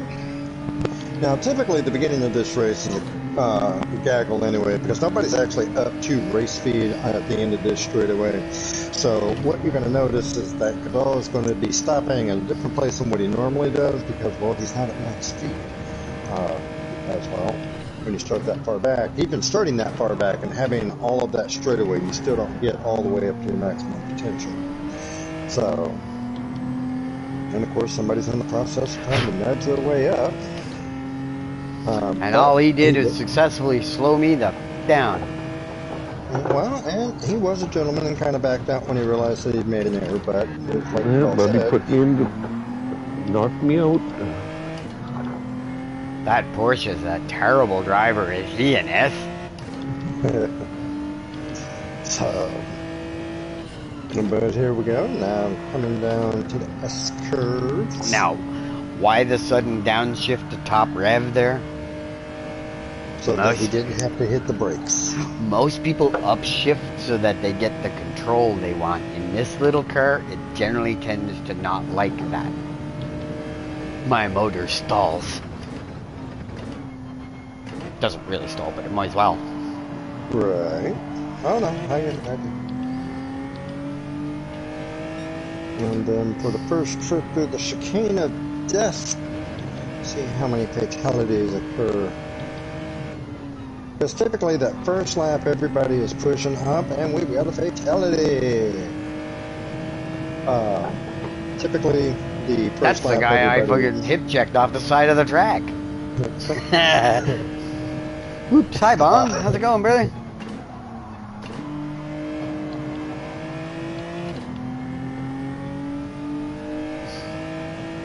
Oh yeah?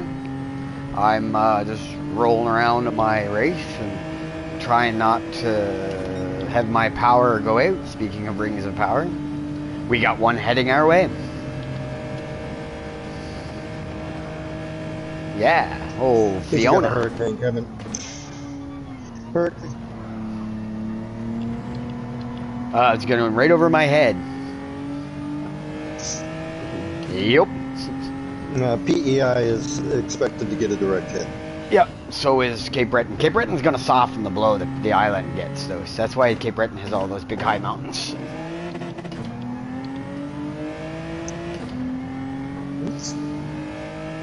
I have a wood stove. Ooh, I lead the whole field by 2 seconds in the first quarter. Right, okay, so there's a little caveat to that. So during your second lap, most people end up with those little purple bars. That's because at this point in time, their current speed is faster than the fastest This lap. guy's going to cut me off. As I stated earlier, they are in the process of getting up to speed. So typically your first 2 sectors you'll see purple and make you feel good about yourself, and then that last one. No, I got 3. Oh, you got 3? He got 3 of the purples, people. I got 3 of the purple people eaters. Hey, Bum. Hey, buddy. We'll get a chance to run some random dungeons here someday. Maybe tomorrow afternoon.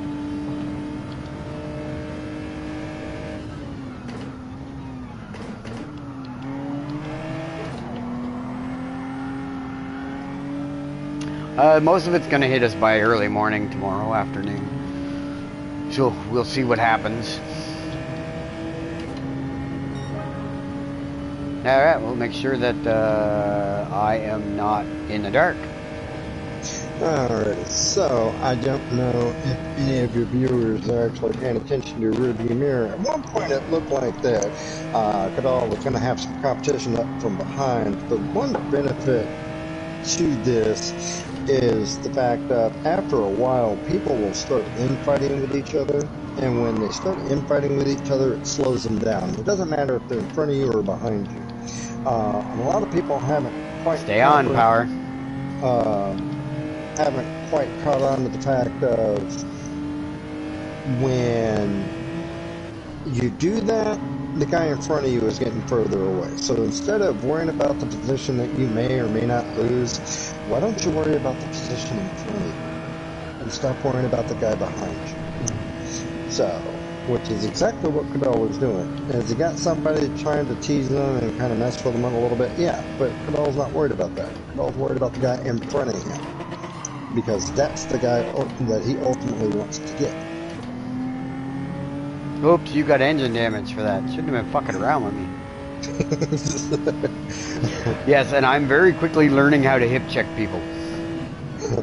Not that Kadal is condoning such behavior on a track. How do you like that, you piece of shit vet? Try to spin me out after the chicane. Pardon my French. Bonjour, comment ça va? Ça va bien aujourd'hui? Hey, that's, I think, Adawan. That is Adawan. And now we've got BFFs in an epic battle to the line. As Adawan hit checks Kadal. Okay, good to know. We are. I did not. He didn't. We gracefully shook hands. Alrighty, fair enough. Unfortunately, the Merc in front of Kadal has got a penalty, so yeah. Hopefully he doesn't try to get too super silly. And he's going to try to get super silly. Oh, looky there. It's fine because Kadal has got plenty of time to catch back up with him, because again, he's got a penalty. So, which is one thing I've never understood. Okay, that guy is the guy that's all pissy at me from qualifying when I put him into the rhubarb. Oh, okay, so that's the guy that I slid across the track, and now he's all bumhurt about it. Yeah, I could understand. Now, with that being said, when I get punted across during qualifying, do I take it out during the race? I want to say no. So. I would say it really depends on what I'm doing. If I'm playing against AI, yes I do. If I'm playing against people, generally, I try not to hip check people, except for maybe a few cars in this lobby that deserve it. Right. Because, as you can see, I can actually hip check. That is an art I have not mastered just yet. So. And of course, coming through this chicane, that Corvette deserved exactly what he got. Right. So, but so far so good. Adawan has moved on up the track a little bit. His McLaren mid-engine. Now, the one thing that did change, now, you've heard Kadal during the stream complain about the physics change that took his wonderfully sculpted, beautiful piece of machinery that he so affectionately loved, his Genesis Group 3. And turned it into a pile of rolling shit on wheels. But that same physics change also made mid-engine cars easier to drive. So I've been told. I'd gotten so used to the GT40 that I actually didn't notice the physics change but other people that I know that play this game locally, play this sim locally, go through and have made the comment that they've actually started looking at mid-engine cars because the physics change made them better. I'll take a little bit of air on that corner. Yes, you will. So, now, with that being said, I actually have the animation allowed itself to play completely out. I would have completely flipped a McLaren on said corner because I hit that thing just like you did, at max speed, Group 3 McLaren. Well, yeah. Well, I was watching a video today, and the fellow in the video was saying it doesn't matter what gear you got. You could have the best sim racing gear money can buy, and you can still be slow. And what I took away from the statement was, it doesn't matter what sim racing gear you got, master what you have. Exactly. And I think I'm getting on to mine.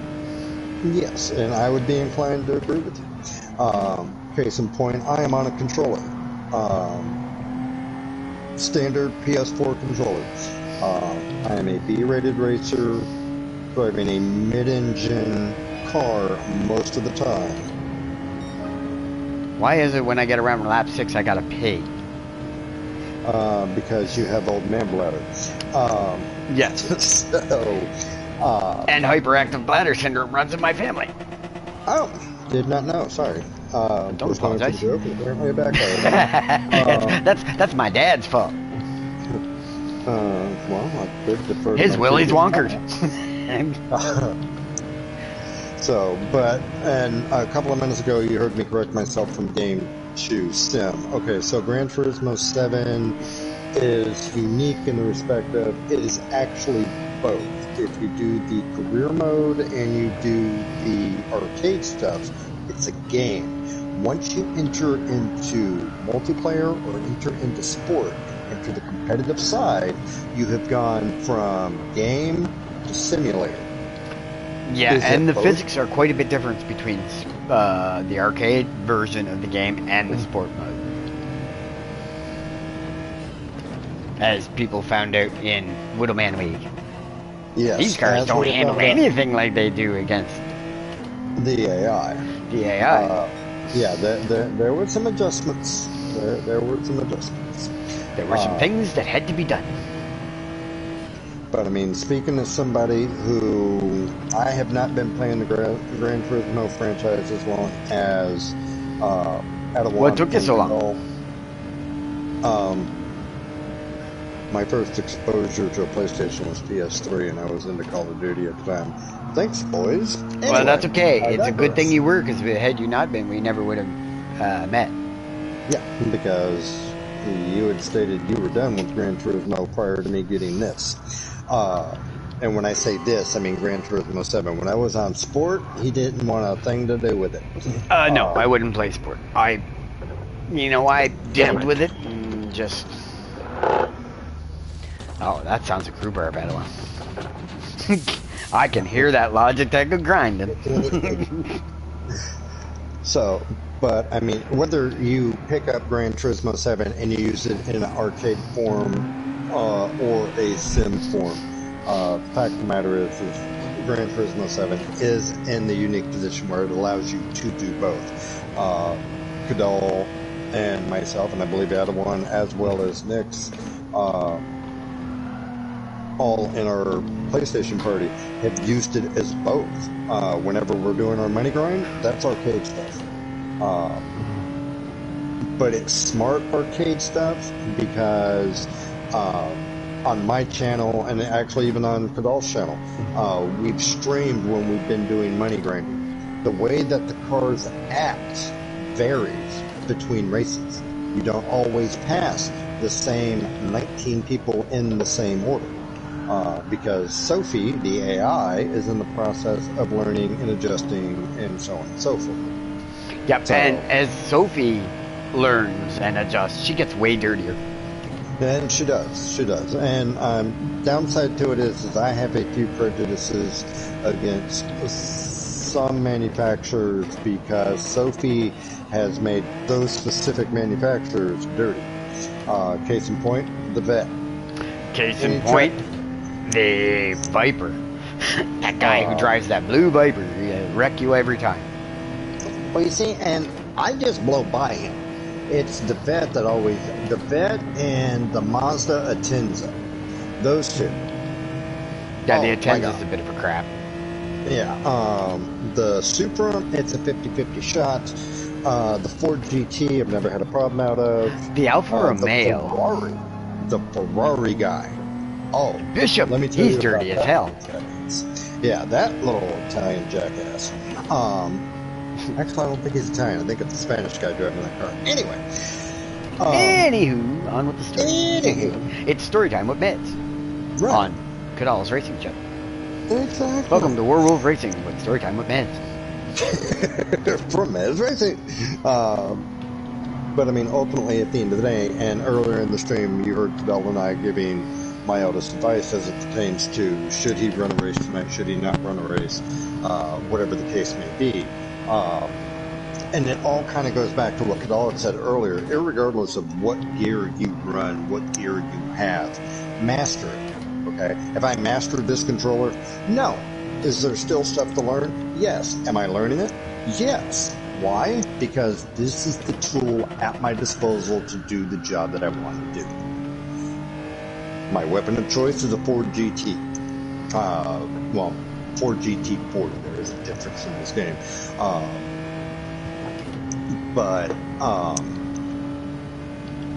Master it, learn it. My eldest signed with Honda. My other son signed with Subaru.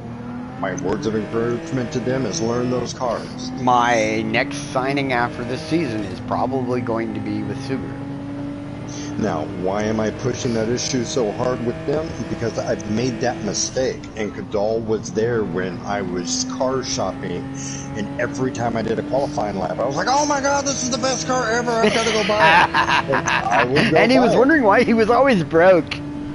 I was always broke, and I still wasn't winning, because I was taking the effects of one qualifying lap and making a rash decision.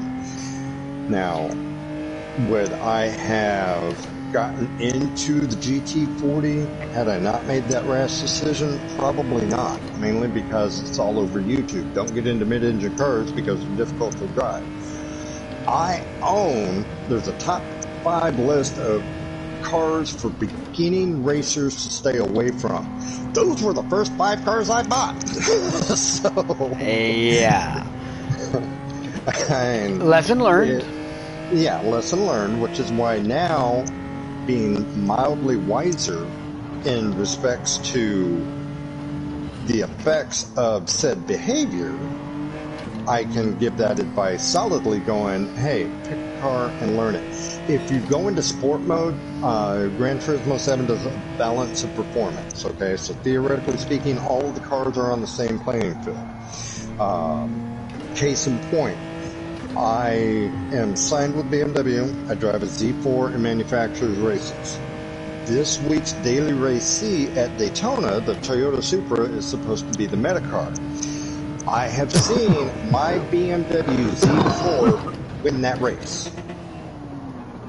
Why? Because that guy learned that car. And he knows that car. He knows what he can do with it. He knows what he can't do with it.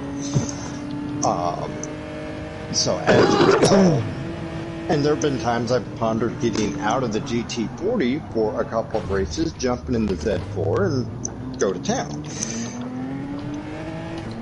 And if I had full intentions of sticking with BMW, that's exactly what I would do. But I have full intentions of signing with Ford with next season, so I am taking this time to master the GT40. That way when I become a Ford signed driver, then I can properly represent Ford.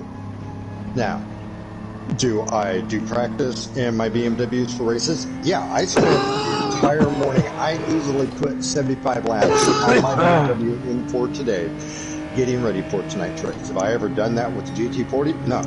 I've never gone into a daily race with GT40 and done 50 laps prior to a daily race. Why? Because it's not a race that I'm representing a manufacturer. So therein lies the difference. When I sign with Ford, will I drive exclusively Ford? No. I'll still jump in the Dodge. I'll jump back into the BMWs. But as it pertains to the car that I predominantly drive, it'll be a Ford.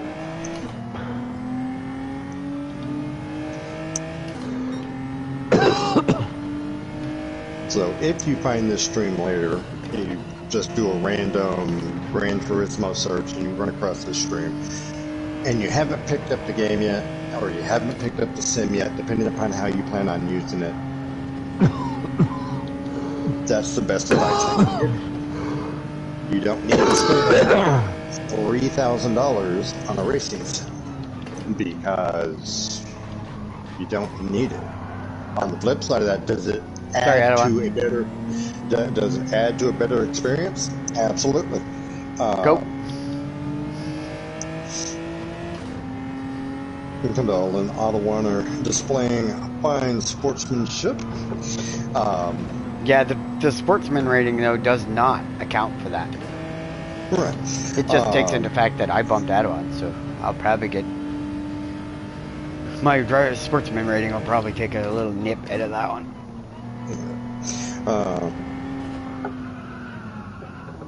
Well, no, when you guys bump, you come out of the accelerator?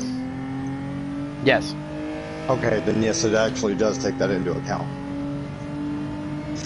If you came out of the accelerator after making contact, your sportsman rating doesn't get affected. It's when you bump somebody and then you hammer down, that's when it's like, oh, you're being a jackass. Okay. This is probably why I get called dirty and S-rated racer.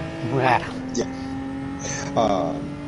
So I figured out, Mez, yes. I was looking through everything earlier, and you and Island were both rated BS. Yes. You're both bullshit. Yep.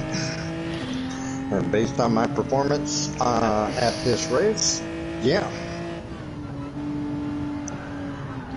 So, because unfortunately I never, and that's why I was kind of on the fence at the end of that race, and I had to go through and stop and think about it.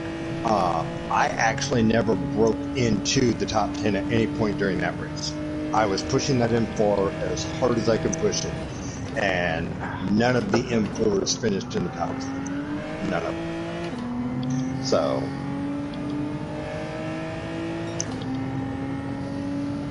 I could be wrong. I could have totally missed it, but yeah, I believe all three of us ended up in the bottom 10. Oh, whoop, that hurt.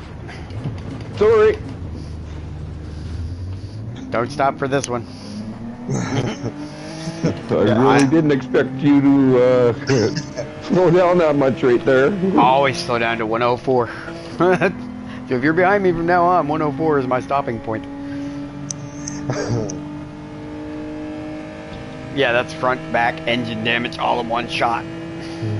Yeah, I wouldn't doubt. That smucked you hard. There was a spanking going on at the Dragon. I'm just glad you didn't get the penalty out of it.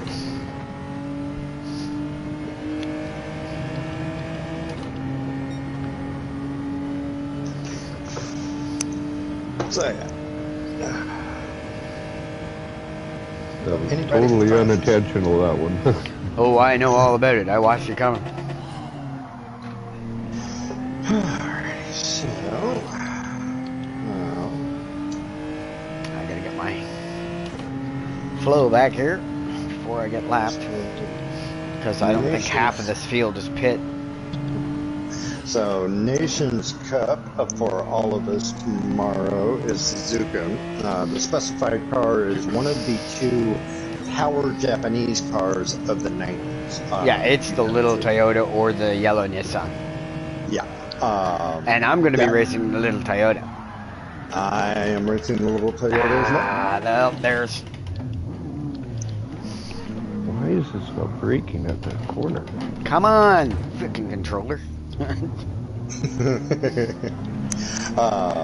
And then the final race for Nations Cup is in the Group 3 car at Trail Mountain. Spoiler alert, I'm going to be in a GT40. So... That's really hard to focus when your teeth are floating. And do I need to mail you some condom catheters? Oh my fucking god, just condoms might do. Man. Today on Cadell's channel, the struggles of racing with bladder issues. Yeah. I'm glad I don't have one of those jostly, jury, jump you around racing set up. Because I would have pissed my pants an hour ago. So yeah, next week, both races are Group 4. Okay, Group 3 next week, races. no drinks, at least an hour before race time. Exactly. You may be parched, but you won't have to pee. I'm still parched, and I still have to pee. It's not fair. Cadell feels robbed.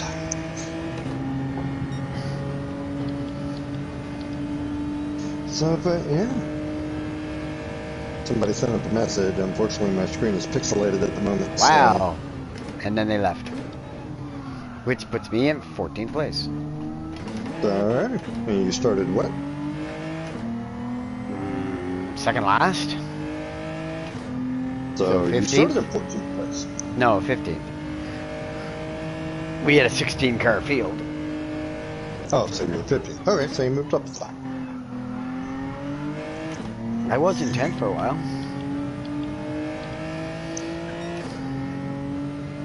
Downside to it is now Cadell is stuck in that situation where his first race was better than his second race, but they count the points of your last race. Not your best No, race. my first race was not better than this. I finished 16th of 16 Oh, did you? in the first race.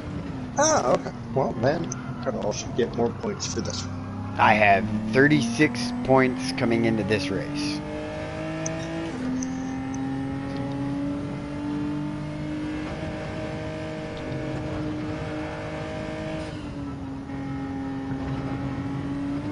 Final lap.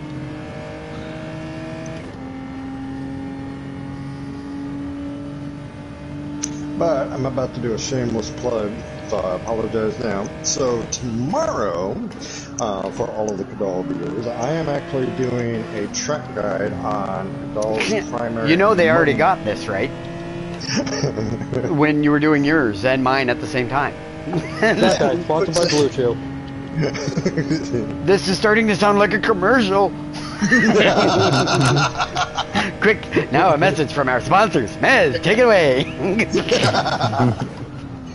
Yeah, well, still, I'm doing a track Pickle guide performing for poorly? Cadell's on my Choose channel. Blue Chew.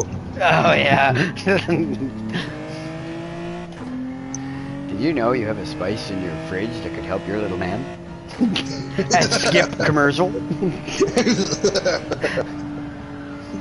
9 out of 10 gynecologists hate this man for what he's done. Ah, that must be an American one. Yeah, you guys don't get everything.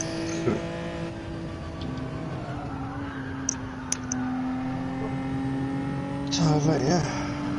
Come on, we got 53 seconds. Today's stream is brought to you by Ohio State University. OSU, Jeffrey Dahmer went here. OSU. No, he literally did. Oh, stab you? Oh shit, you! That one works even No, better. Ohio State University. Yes. Oh shit, you. What are you doing here? That's right, because ours is UPEI. And nobody goes to UPEI because nobody likes having pee in their eye. Right about now, I'm going to pee in somebody's eye. Come on, teeth. They're screaming. Today on Cadell stream, Cadell How- gets indecent exposure. The biggest thing is today on Cadell Love you. stream. Very soon to be streaming. Please stay tuned. All the rain hitting my window doesn't help either. Well, I got 10th for the 1 minute penalty back, guys. I'm not getting One better than what DNF'd. I got last time. Okay.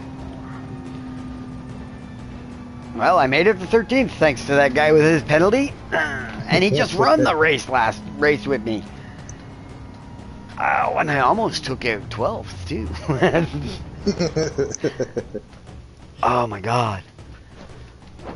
Okay, so I haven't had to piss this bad since I was in active I'll be duty. taking an intermission from his spring. So next, what did you decide you were going to do? I want to say, fuck it, I gotta learn my car. Taglines. Huh? I said sit here and think up shitty taglines for commercials. Okay. I gotta switch laundry. Man. I was gonna do that during that race, but I ended up being Cadal's spokesman, so... And then I did get dropped to D. I thought of another one. If we have Pickle performing if we've got Pickle performing poorly, we should also go with Willie working woefully. Blue Chew. Okay. Hey, Cadal, did you just... Or not Cadal, Adawan, did you just say you got demoted to D? He did, yep. I did, yeah. Okay, so from the end of that stream, back to my own live stream. How do you spell relief? P-I-S-S. Alright, let's see. Next.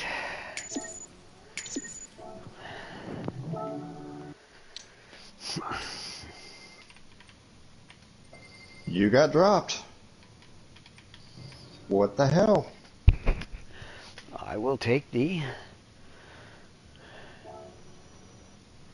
33. That doesn't make any sense. Considering you finished top 10. Well, no, I'm talking about you. Oh, me? You got dropped. Oh, yeah, and by like a half a bar, too.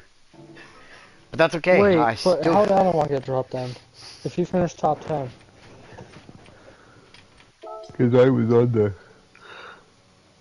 on the sliver.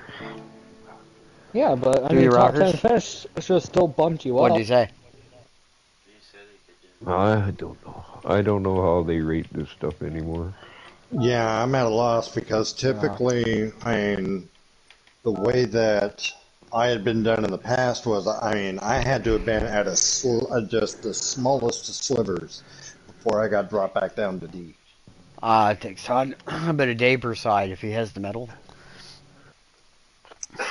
Well, folks, I'm out of here. I'm hungry. Alright, brother. And have a good night. Disappointed with being bumped down to D. We will see everybody tomorrow.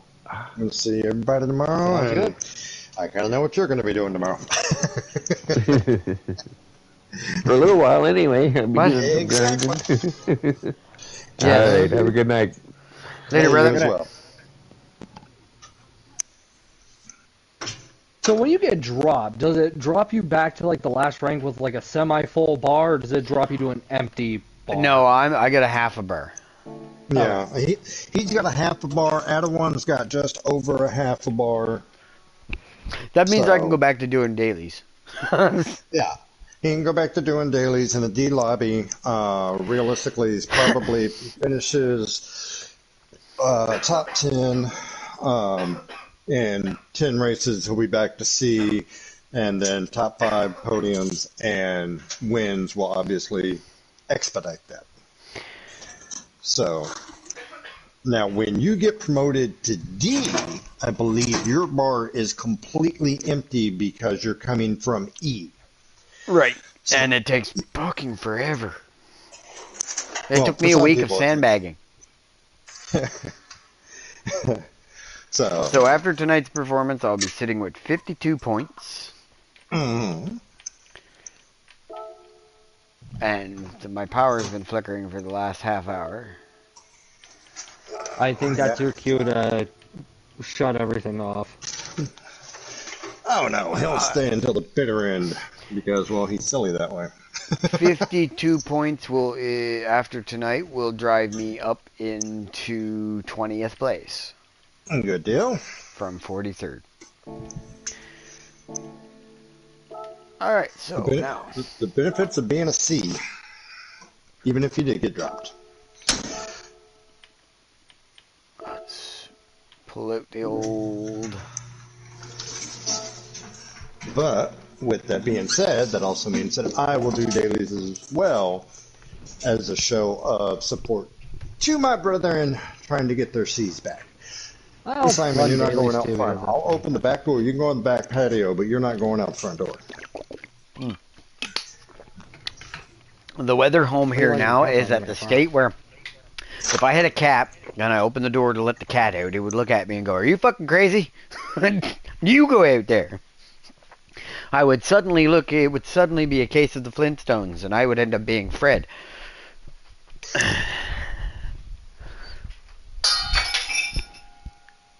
Dear Lord, what was that? That was the spoon in a metal bowl from halfway across my kitchen. Don't tell me you just lost a window. No, I threw a spoon across my kitchen into a bowl in the sink. Alright, so how much time have we got before the next race?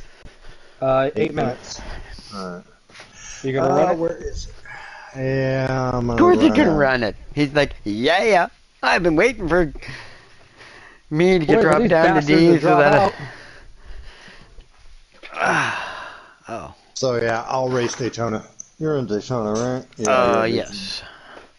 Okay, so I'm gonna go ahead and just face this the other direction because it's kind of hard for me to commentate on your race when I'm trying to race my own damn race. No, that's fine. You race your own race. I appreciate your commentation. Or commentary, whichever way you want to say it.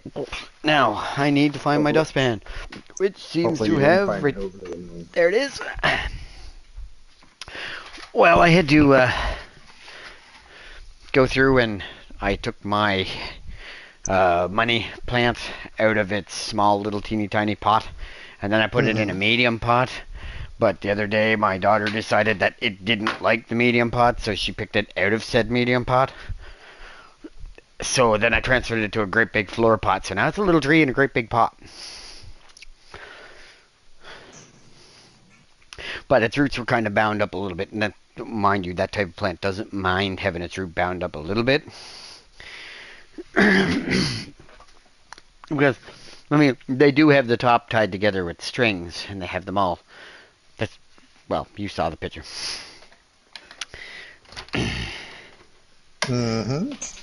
And now it's in its own little tree, in pot, and it's all good. Alright, let me check my weather conditions.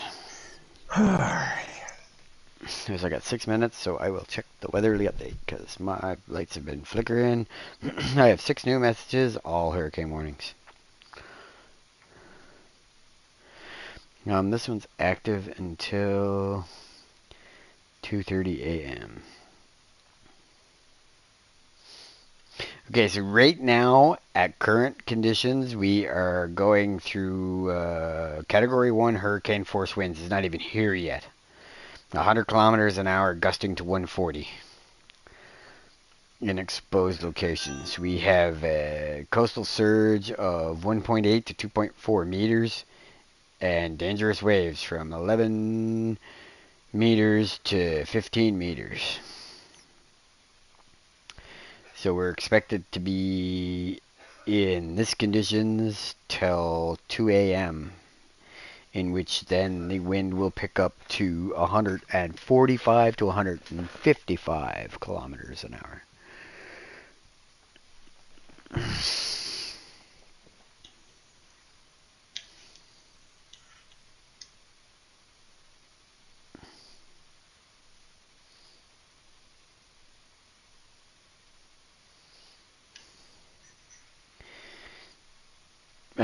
For those of you who don't know the conversion rate, 155 kilometers an hour is 96.3 miles an hour.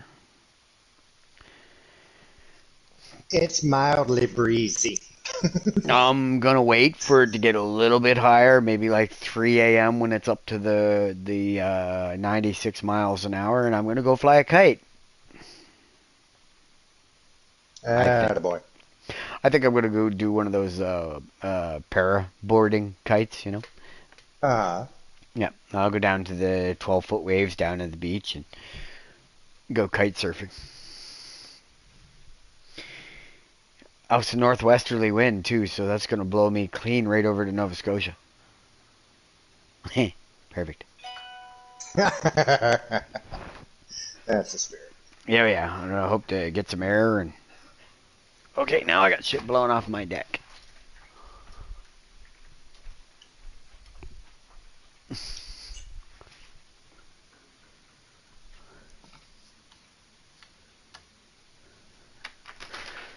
This is probably not a very good idea.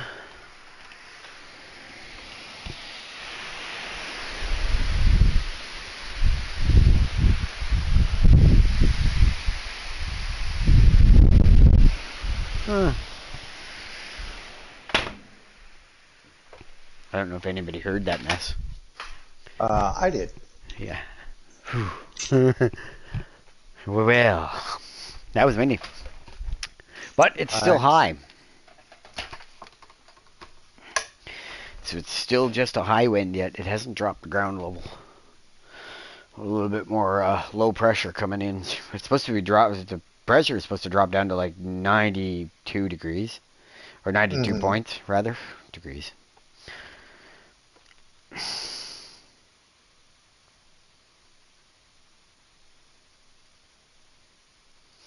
Oh, Tracy messaged me. Did you lose connection? Question mark. I said, no, did you? I'm going to go with no. The problem with my house is if the power goes out, right? I'm on a separate circuit breaking line than Surrey. Because my house is so old. My line runs from Dingles Mills, which is 15 kilometers outside of Surrey. So if we lose power, my line could take a week to get power back to the street. As I have 5 houses on this power grid, and we're independent of Surrey. I've seen Surrey completely in the dark and us have power. It was awesome. It was the exact opposite of I've seen Surrey with power and us in the dark.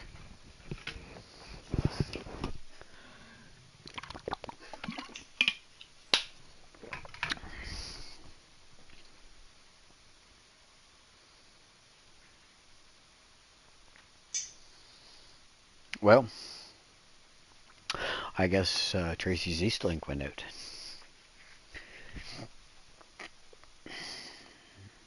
And for all my viewers and people around the world who have no idea what Eastlink is, that is basically Comcast.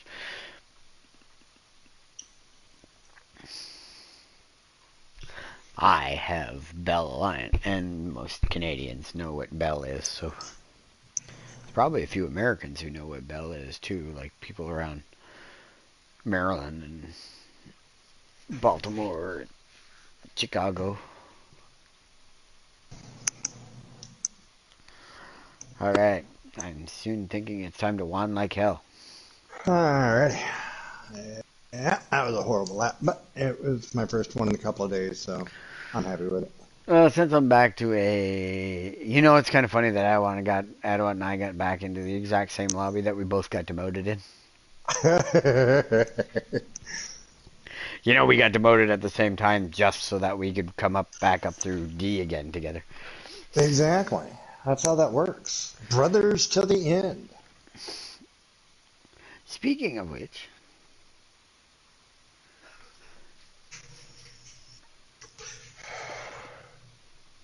I'm surprised my little brother hasn't popped back on yet. He might have lost power. Sad pandas. I am going to 7 seconds. Not going to have much time to do anything. Alright. Ba-dum-ba-dum-ba-da. Hyper search. Maritime electric power outages. Go.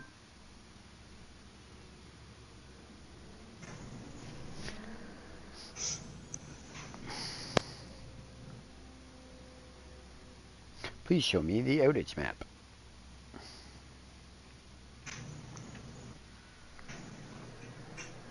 I am starting 10th. Fastest guy is a 1:45.7. Shit.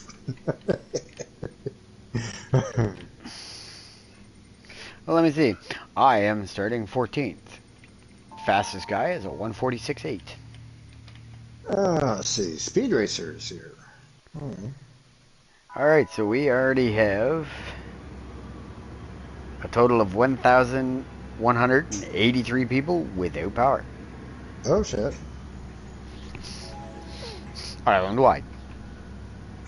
Top 3 spots are taken up by Supras, 911, Z4, 650, Supra, Mercedes, 911, me, Genesis, Corvette. Supra, Mustang, Supra. Yeah, Mustang does very well on this track. In 8th place? Or, sorry, no. Because I'm not. That's me. So the last 3 places are taken up by a Supra, a Mustang, and a Viper.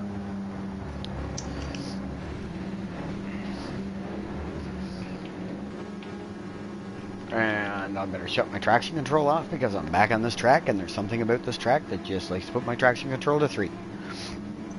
JC Gamer 82 says, "Good evening, have a good race." Oh, that's right, because now my intro message says I'm streaming, so play nice.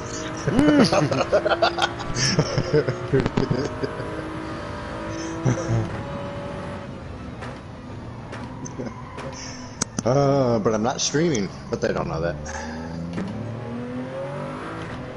Oh shit. Oh. That sucked. Alright, so yeah, oh yeah, that's right. We need to race hard and mediums on this. I forgot what lap I got. 6. I come down on lap 6. Meanwhile, that V6 GT is like, I'm gonna get that old GT40. Wanna bet? Oh my god. I think I should have taken something other than the Subaru for now. I'm trying to handle it like the Group 4 Genesis. Yeah, totally different animal. It sure is. Alright, so race 1 is going to be Fluckus. I'm going to lose 3 positions.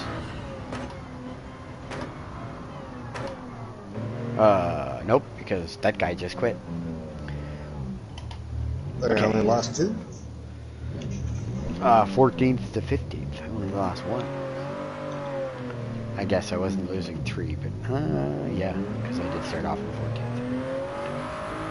That's what I get for racing with socks on.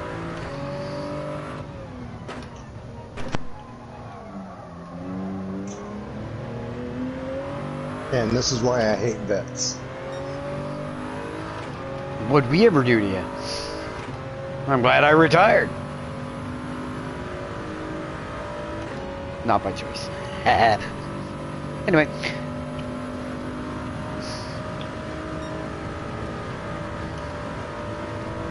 Oh shit, I should have told Cody 3800 the other day at, I stream all these races if he just wants to look me up sometime.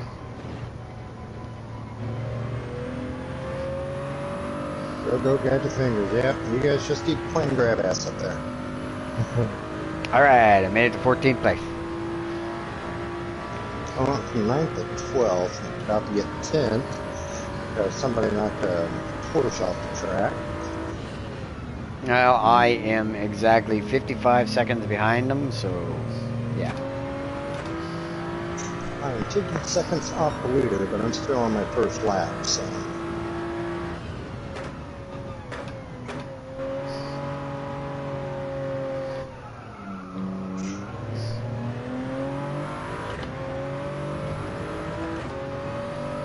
God, I was good at this track last week.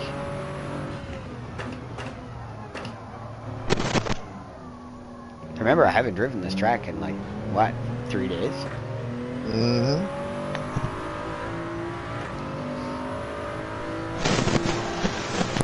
But I still pick up the fastest lap on turn 1. Well, the vet who knocked me off the track, I didn't see him serve a penalty, but he got a penalty for putting a old boy in the barrier. So. All the merrier that entered the barrier. Or at least the merrier for me. I mean, my outlap was atrocious at 249. Mine was 202. Mine was a 249. Like, I am 47 seconds ahead of where I was last time.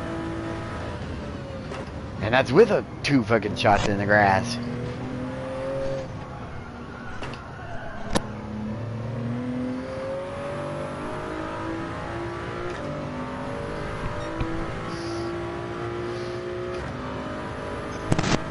Yeah, it's a penalty. One nice part about it is the bet in front of me. Oh, I cut the last part of the stream long. Guess you were hammered down on the gas, too. Yeah, I was, because I was trying to stay within 2 seconds of the bet serving a 2-second penalty. And now I'm in 8th. Happy days.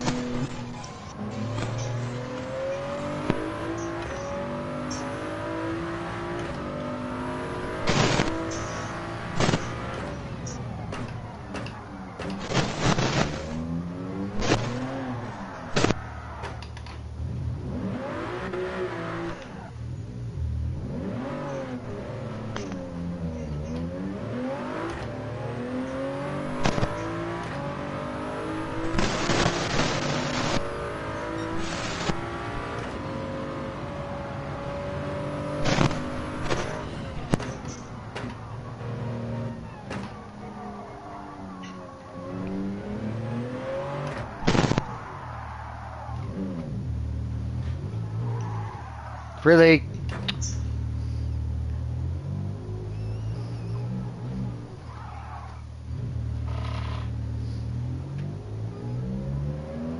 This is gonna be the world's longest fucking race if this car doesn't get on the fucking track. Oh.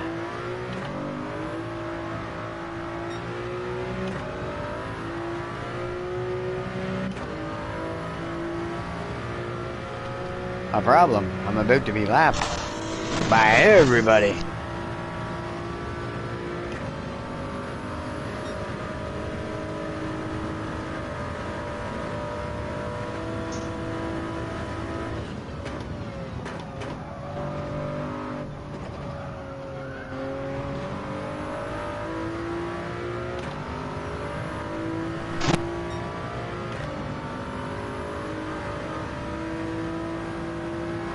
They're driving turning around here in a 147, and I'm not even able to get a 157.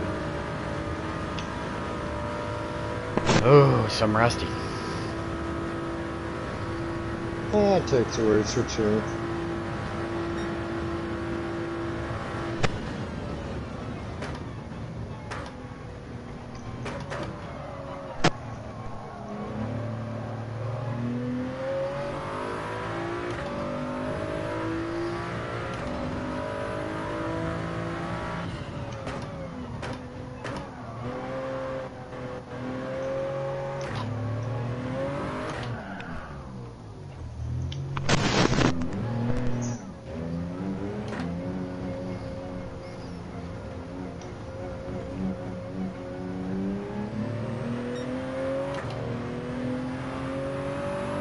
I can understand why that McLaren is upset. He just got passed by a GT40.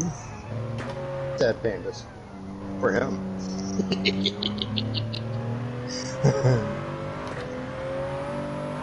Keep waiting faster cars? Nah, fuck that.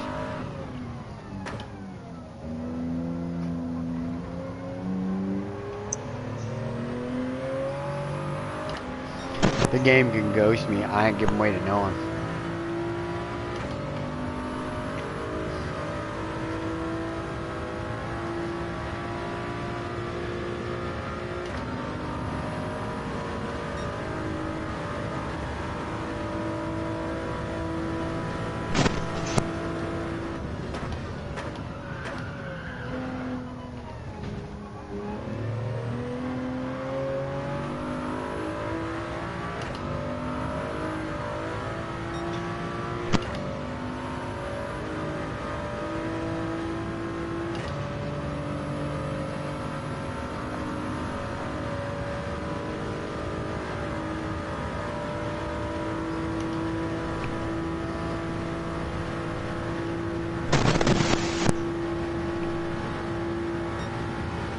Damn, that internet sex is fast.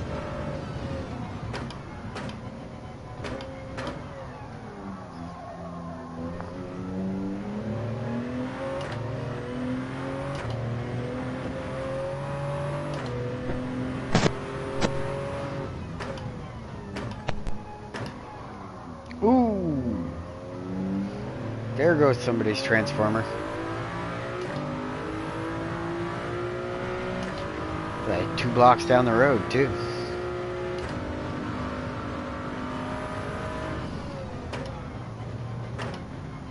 Well, is your cell phone charged up?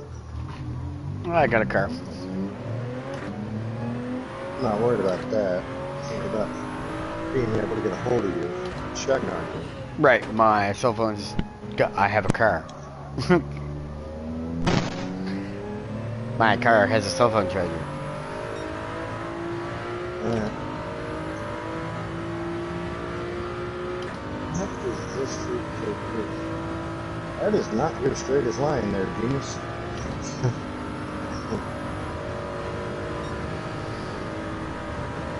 Alright. I got 3 seconds on my fastest lap. You ever in a race and you see the big cloud of smoke come out from behind the car when they're racing and they put on the brakes? They're running ABS off. That's a no-no. When they have the big puff of smoke out, that means they broke too hard and made their freaking wheels lock up. Well, that's not good. That costs time.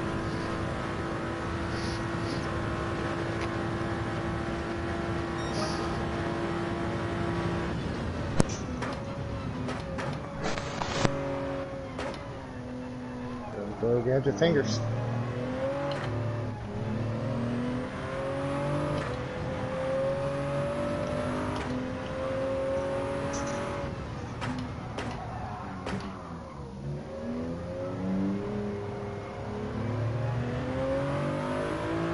Well, looks like I'm going into the pit second. Probably come out somewhere in the neighborhood of 6th or 7th. Well, I am on lap 6. I have been lapped by almost every car. There goes another transformer. I'm going to lose power here very soon.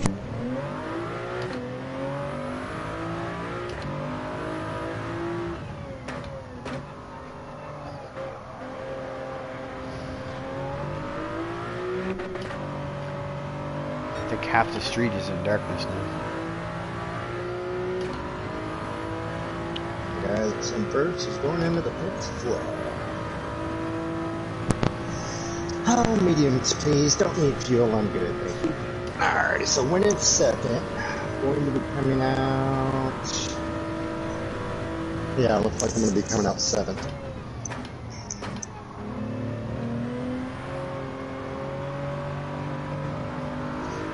Man, you know, it's terrible. Driving the Super was really teaching me how to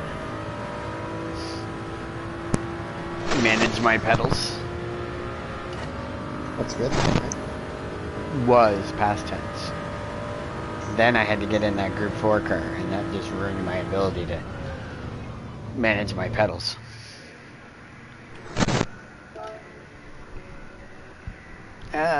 No, we won't refuel. I only got 3 laps left, I think, anyway.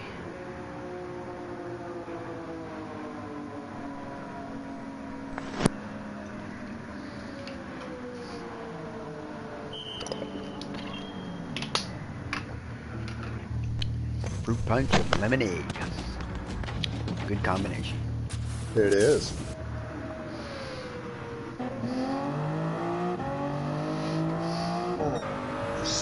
At this point in time, our fastest lap is 1:47.1. Might be able to pass that. My fastest lap on this track is 1:46.7. Oh shit! I'm a faster lap than me.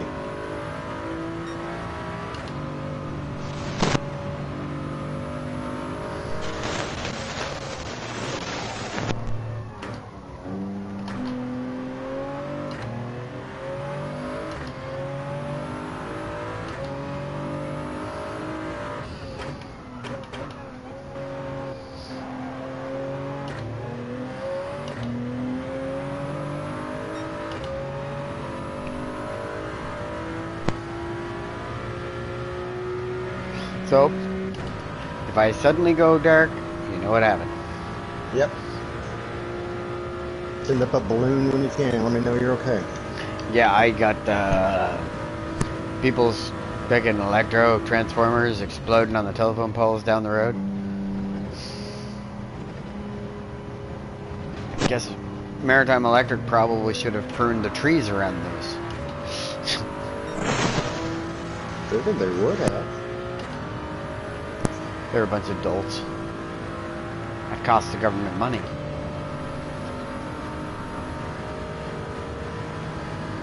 The government would rather waste money on corona inoculations, which don't work. I mean, here, point proven. RJ's got one jab. That's it. Okay? Alex brought the cold home from school, and it completely went through me and everybody else. Alex is over the cold. Kaylin's still got a little bit of it, but she's got a very low tolerance to that sort of stuff anyway. And I'm over it like 2 or 3 days ago. And RJ's still coughing and hacking and barking and sniffling and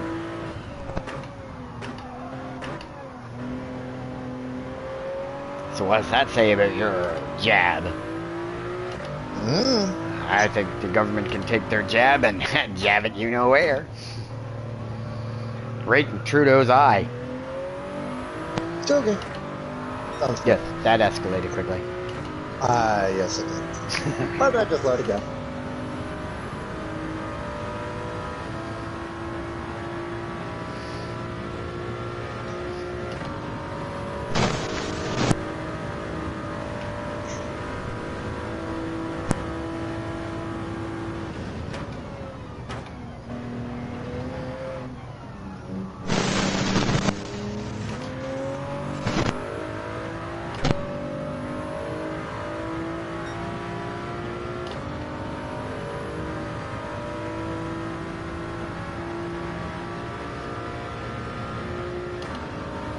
Oh, who's fucking za?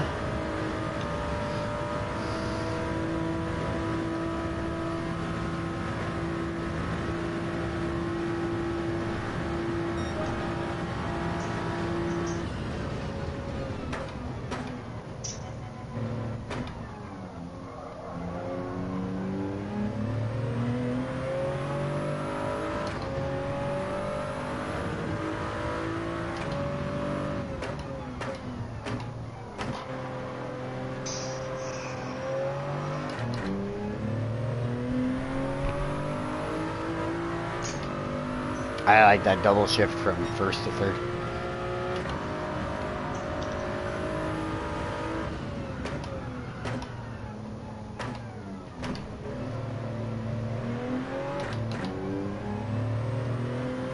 Well, based on what I'm seeing ahead of me, somebody's tires are going away very rapidly. Because they went from 5 seconds in front of me to 3.5 seconds to right now.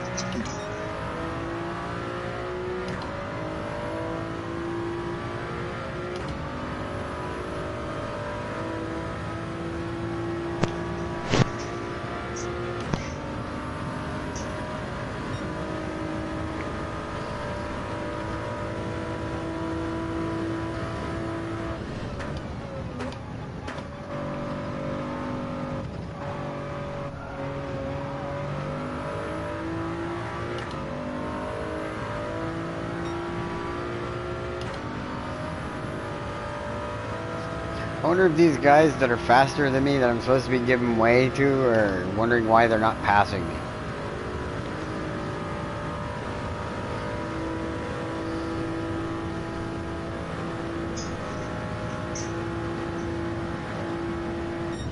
Because I remembered how to drive my car, beaches. Oh, Colombian boy, what happened?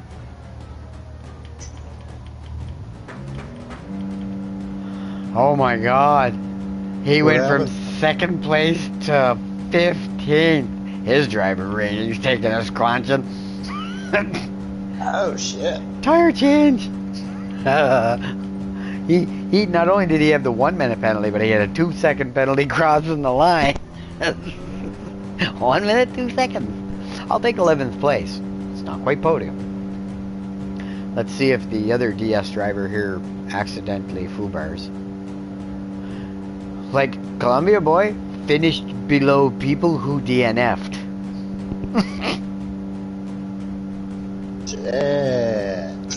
Yeah. He done bad. We did the bad.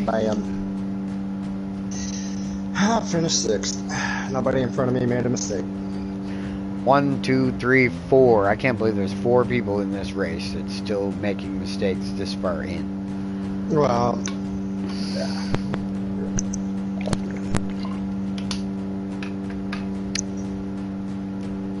So yeah, on to our big conflab earlier of mastering set gear. Yeah, do I classify myself as a master of this particular sim wheel? No. Are you better than where you were day one? Do I notice a vast improvement 95% of the races I'm in? Yes. Does my skill warrant jumping into such a high price range racing equipment? No. Am I going to? Yes. Why? Because this is, well, not really that I can. I really shouldn't. I'm going through a bankruptcy and, yeah, okay, all this fun stuff.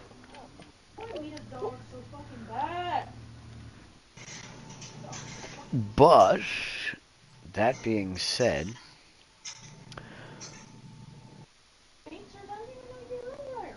am I vastly developing a passion for sim racing?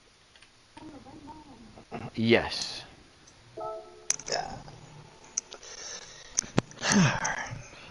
Do I need to find a better manufacturer? Yes. Yes. That's okay. Don't feel pregnant in that respect. I do too. Am I hoping that I don't get the same Jewish crap you got last season? Yes.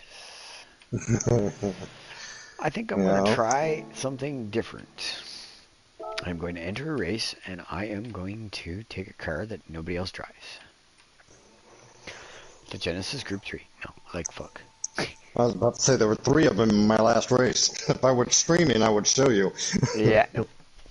No, I think I will. Maybe I will try the little C4 or the 4C. Oh, the Alpha? Maybe. Alright, so I'm doing the qualifying laps on Daytona, and right now I'm a 150.6. That's a good one. I get 149 on burnt out hard tires. Yeah, it's really not doing anything for the confidence there. Yeah, okay, well, the slowest guy in my last lobby was a 152, and you're 2 seconds faster than him. Yeah. As a matter of fact, if you look back through some of my live streams when I was streaming this race, I mean, we had 154s, 156s. Oh, shit. I'm still streaming this race. Yeah, which is why I've been trying to be entertaining. Like, this has been a week-long slog. If I were streaming on Twitch, I would have had all my milestones done. I would have had enough viewers to get that milestone done. I would have had enough hours streamed to get that milestone done. Yeah. But, again, the only reason why I'm not streaming on Twitch is Twitch was easier to set up when I first started streaming. So, but they don't keep records unless you're clipping it as you're going. So, I want to be able to come back when I'm really good at racing and say, see how badly I sucked? Yeah. And I mean, that's the one nice part about me doing this when I am, because I mean, like Super GT, Tiggy, and a lot of those guys didn't start streaming until they were very high Bs and been very well established racers. Yeah. And those are people that come through iRacing and Assetto Corsa, and Project Cars and yeah, so I mean, I can go through and we can go through and show, hey, this is where I'm at today, but hey, let me bring up an old stream that I did. From like 2 years ago. Yeah. Well, hell, I mean, I've actually noticed a change in the quality of my driving over the course past 3 months. 3 months? 4 months. 4 months. Because GT7 came out in March and I picked it up in May. You know. Sorry to interrupt you, but... Oh, no. Air blew away. With the door. That's like, my entire street is dark, and I got the only lights burning. There's a guy down over the road, he's got his porch light on, but he has a generator. Remember that I was saying this is the one time where I was glad that I'm on a different circuit than the rest of the town? Yep. So my neighbor's got lights because he's on the same circuit as me. Hey, RJ.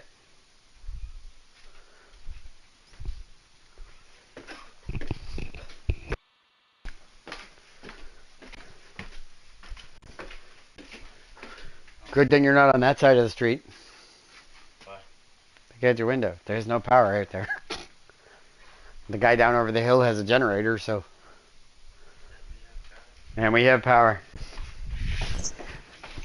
With that being said, as Mez would say all the time, and a million other people that I've come to realize, it seems to be a streamer's phrase. Well, but, it's kind of like we either say, with that being said, or the caveat to that is. And there's a lot of that too. I don't know if that's trying to make themselves sound sophisticated or what. In my opinion, that is, the downside to this is... the upside is, I'm in another race. The downside is, I might be in the dark before the race is over.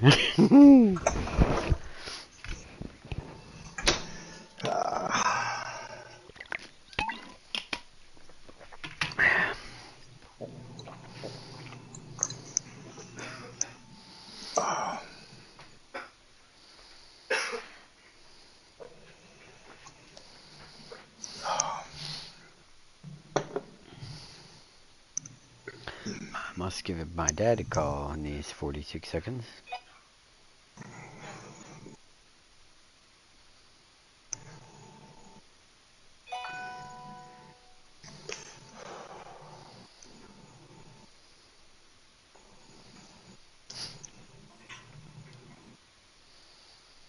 Children should be asleep, but if they were here, they would not be asleep. Well, Alex probably would have been asleep. I would have put him to bed before that second race because he would have annoyed me to the point where I would have sent him to bed. Yeah. Yeah, as a matter of fact, you had muted your mic to take care of the kids for something, and the other one and I kind of looked at each other and went, Do you want to go grab it? Oh, perfect. The only reason why I asked is because I'm just going into a race. But yeah, so apparently the baby's stroller just blew out onto the road. But he stopped and moved it off the road.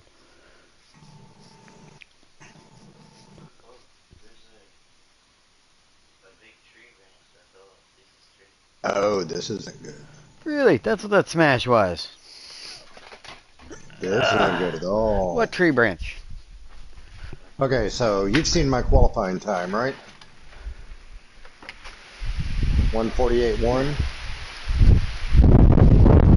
I don't see any tree branch. I am 30. I don't see any tree branch. I just see a flower bed.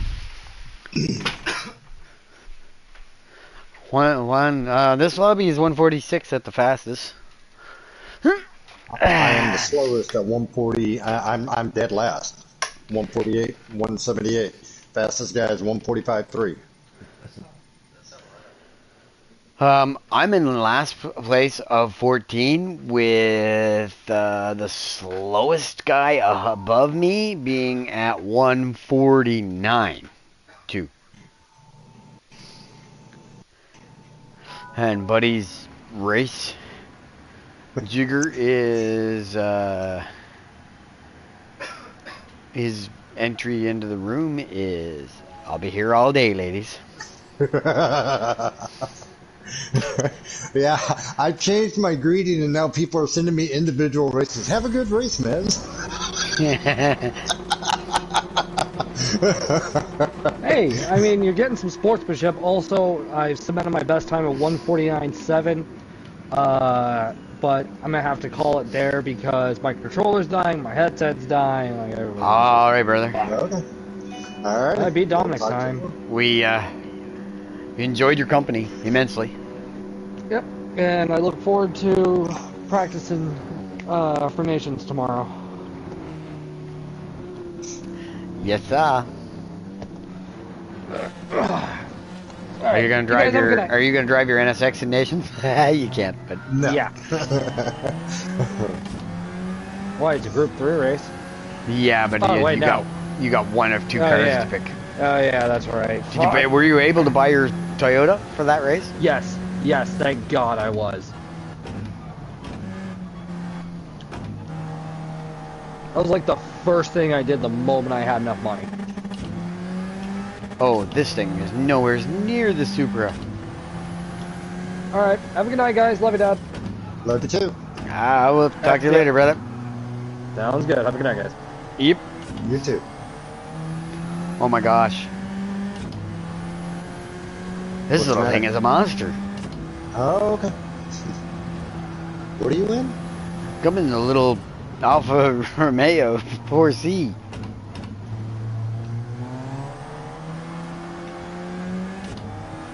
I can full throttle it at that turn. What?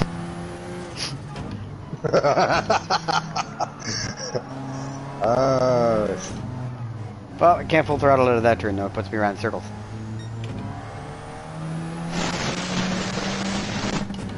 Alright, let's just see why nobody drives this in races very much. 150. Let's shift into 6th.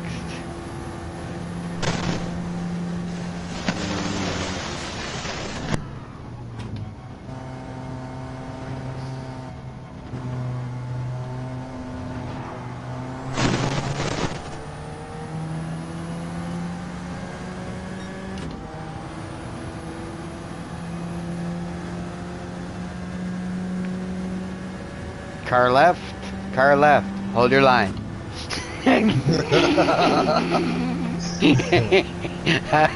Wow.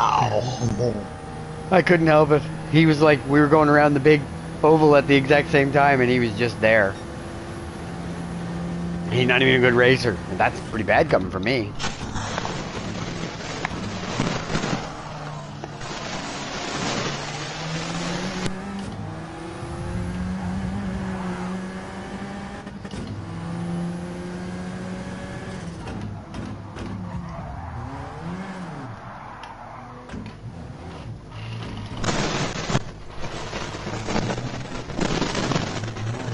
Yeah, that guy's dirty as fuck. Okay, with that being said, Yes. he wants to play like that.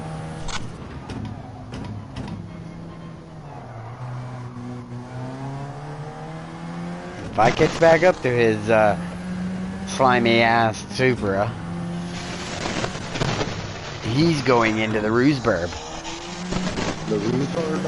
Oh yeah, he's not even going to be in the rhubarb. He's going to be shite. 42-second penalty for him.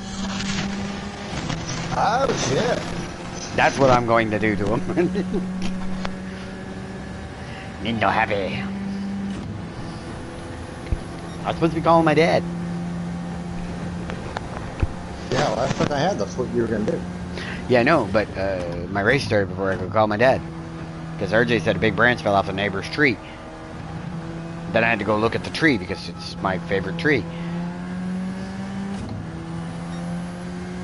Doesn't have any big branches left to fall off it. Thing's got to be close to 5 feet round the bottom. Oh, big old maple tree, but all the old branches have died and fell off long ago. And it's, you know, when the leaves fall off in the fall, you'd think it's the deadest mother tree in the world. But it's got all these new branches on it that in the summer it just blooms up to be a nice tree. Nice. But it's a short old tree. I counted 150 rings in just one branch.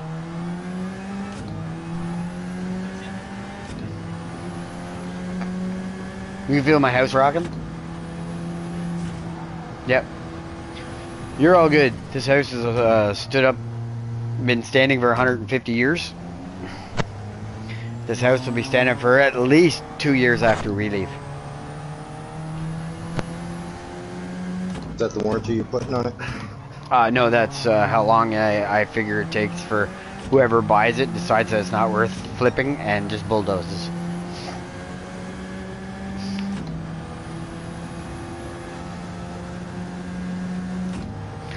$140,000 plus $17,000 for demolition removal. Yes, it cost them $17,000 to tear that house down across the road.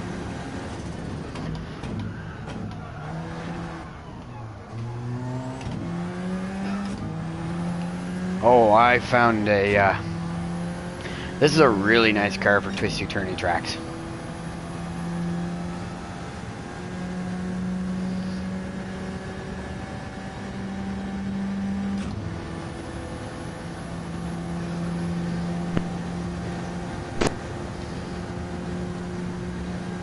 But this is why nobody uses it.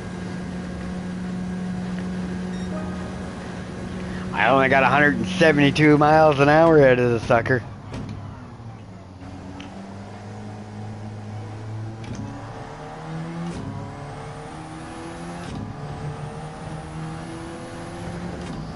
So it has the top end, and it has the cornering, but it's lacking in the mid-range.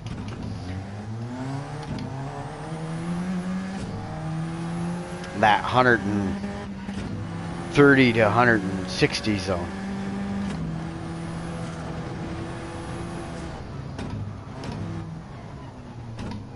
Which on this track is probably the most important. Agreed. You need to be able to get to that from that 130 to 160 quickly. You can't hang around this, like, fifth gear for this car is 125. And there's 153 going into sixth.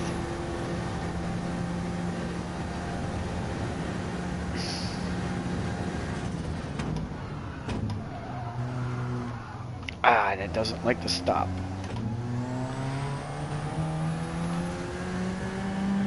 At 160, it's a little wonky.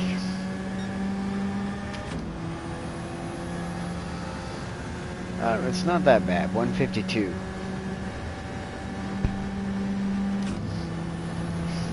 Then again, it is on medium tires too, because yeah, it's a rental. Yeah, so they start you off on the good ones.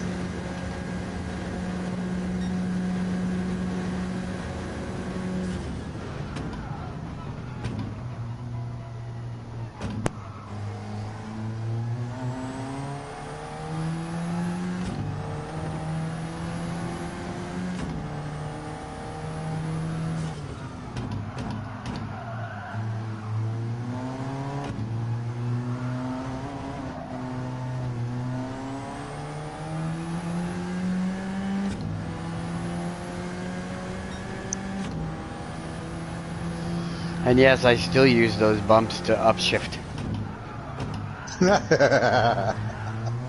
Hey, it works.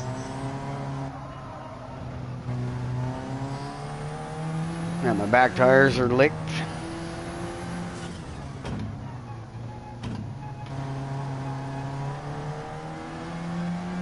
The second last corner coming out of the infield, and I drifted around it.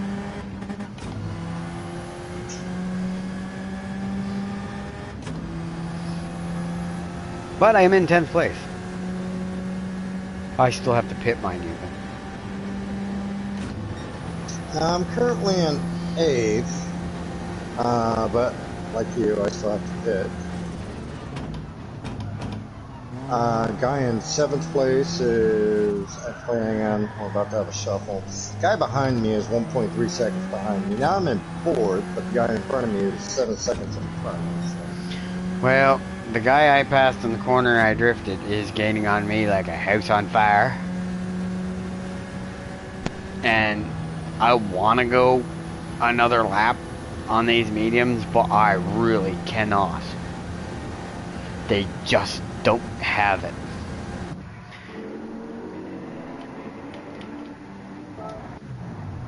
Speaking of which, I have your rental car in my rearview mirror. A 1.3 second gap fell away quickly.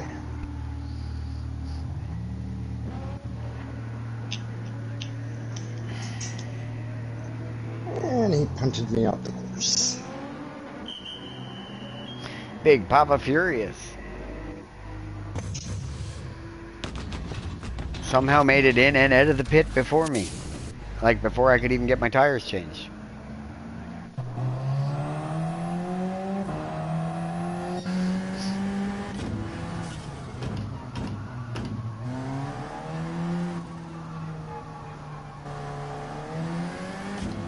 Alright, little C4, let's see how you do on...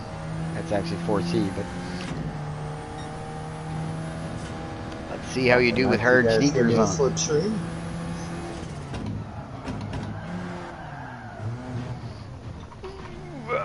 Yeah, okay, so... Cold hard sneakers you just don't like. I understand. I'll feel your pain, little car.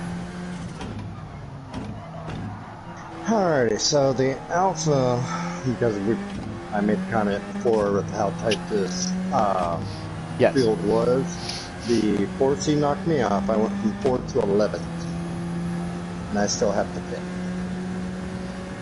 You. Okay, now I'm feeling my walls shaking.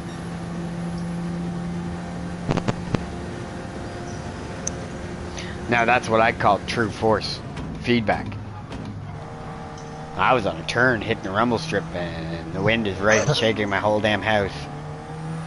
Just trying to give you that realistic feeling. It sure is. So, yeah. We're off to see the wizard, the wonderful Wizard of Oz. Say hi to Toto.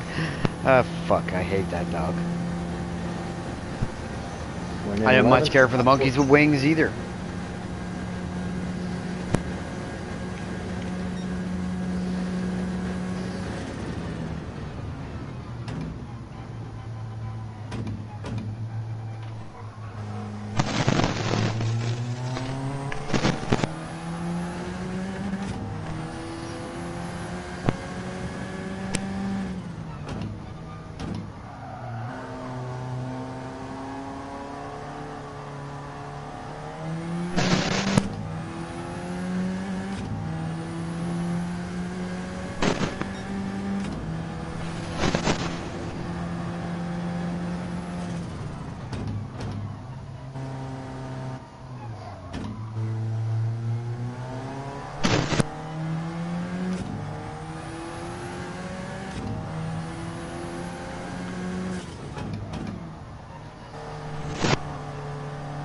Oh, this is like Friday, right?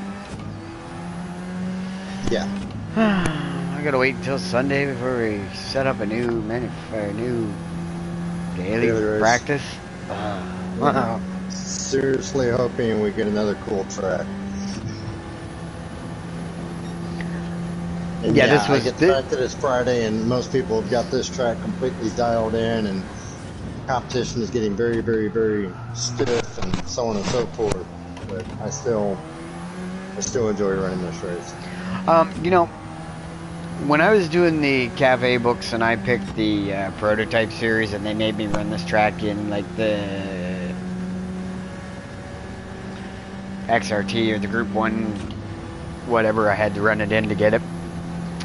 If I even finished it, I might have just abandoned it. That made me not like this track layout.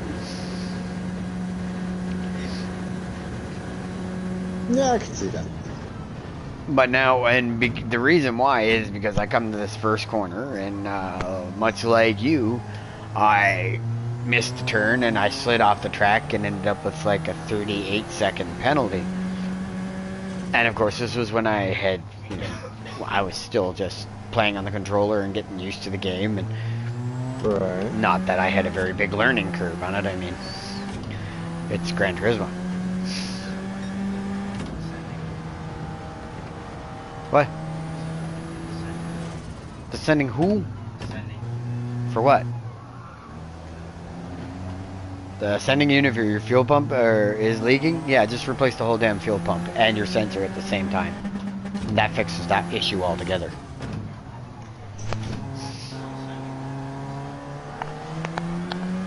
It's built into the pump, I believe, or just above it. I can't remember where the sending unit is on the Dodge Charger.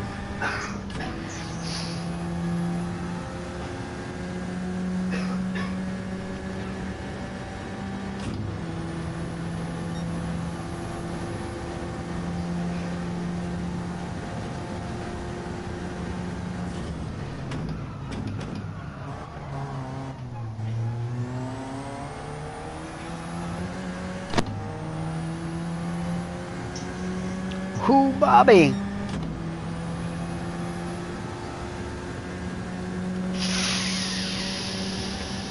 I am just that fast. What did you do? Nothing. I was just proving that I'm that fast.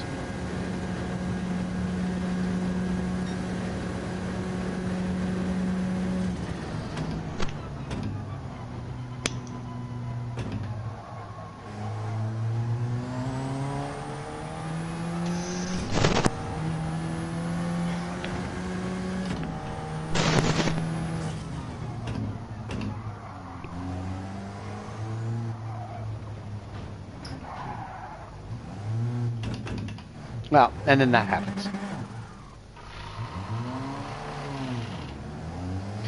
Okay, so anybody in my live stream that happened to hear that sound, that is the sound of me in the tulips.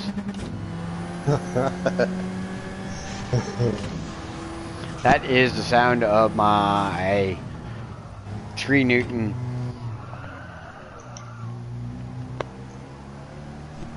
force feedback cranked all the way to 10, telling me that, hey, you are not supposed to be here.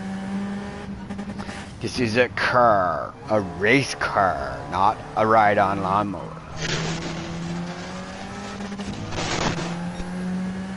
Hey, just in time. Just in time? Just in time. This is like lap 9 of 10, and hoorah, I gotta go pee again. But on the fortunate side, I did get 2 races in before I had to go pee. And I have drank half a bottle of juice.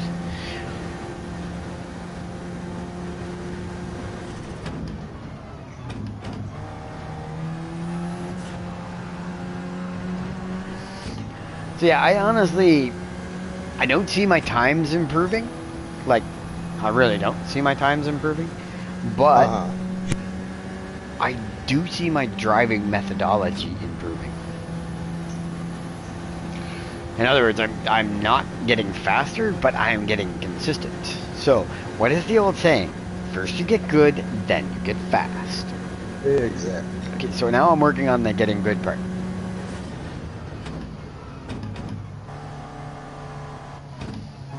And I mean, I'm scared to think about it, but we probably put...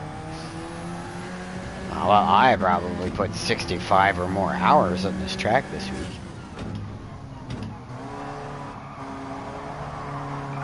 Ooh, buddy. I probably would have been up there had I not chickened out once I got my B rating back.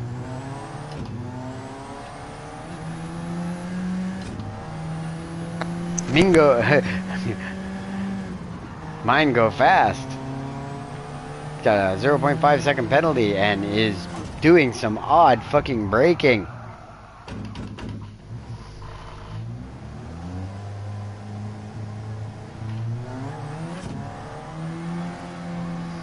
Dude, you belong on this week's episode of Canada's Worst Drivers.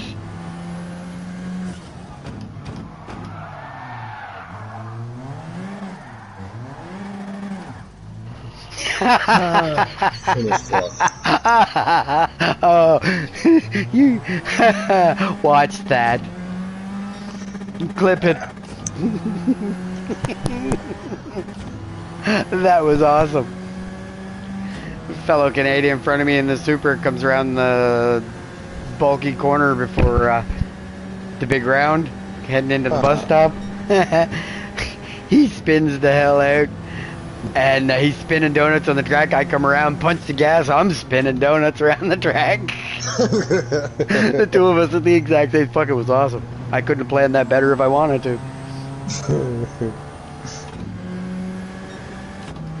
But of course, Toon saw it. For the 10th. Ooh, hey, stay on, Power. I want the finish. You're either going to stay on for 30 seconds or let me cross the line. Now that was what I call shenanigans. I would be inclined to agree with you. Oh, that's a sliver. That is a sliver. Oh, well, I'll take 9th due to penalties. Ah, mazel tov. 1, 2, 3, 4 more people in this lobby taking penalties, 1 minute penalties in this late in the week. What is going on with these drivers? I mean, I got 9th with a 4C. I moved up 5 positions. I moved up 3, but unfortunately, yeah, I've got a sliver of beef. Oh, I'm about to move up. Yeah, you should save your sliver for your Nations Cup tomorrow. Like, that's my best advice.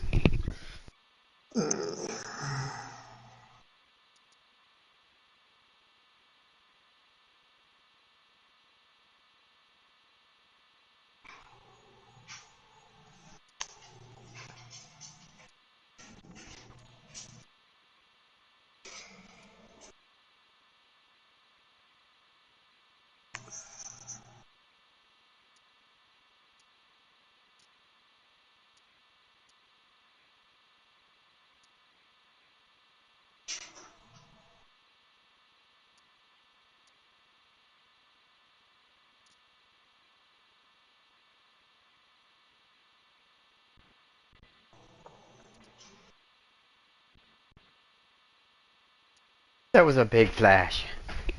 That was a big flash. That was a bigger flicker. I don't imagine I have much longer before I have no power, so I think I will just call it here. Alright.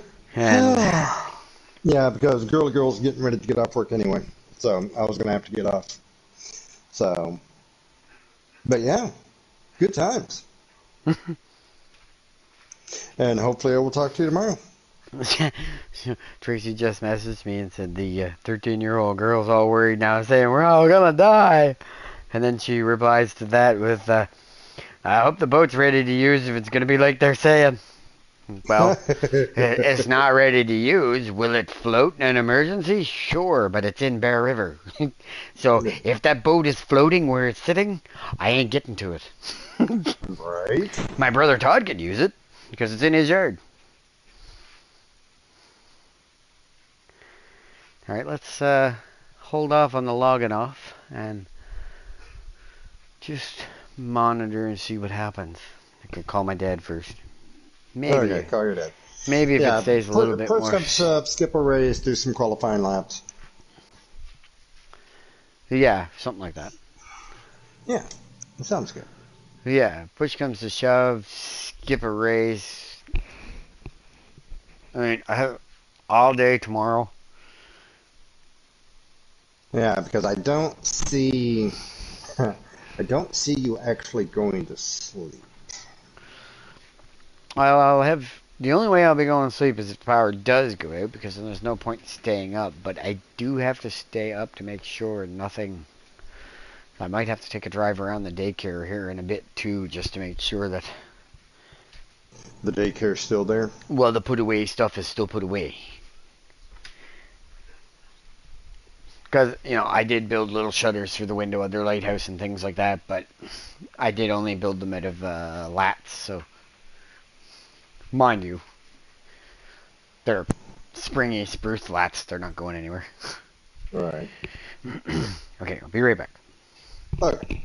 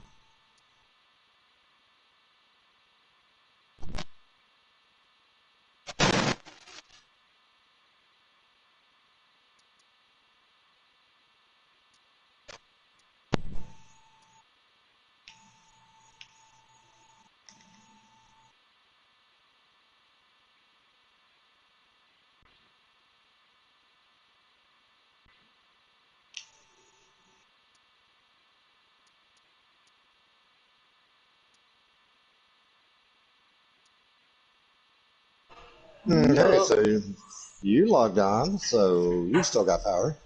Yeah, I got power. Oh, Cody doesn't got power, I don't think.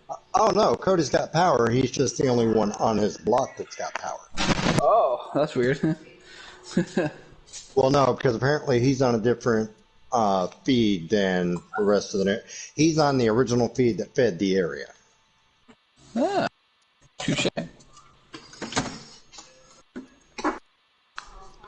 Yeah, the whole east of the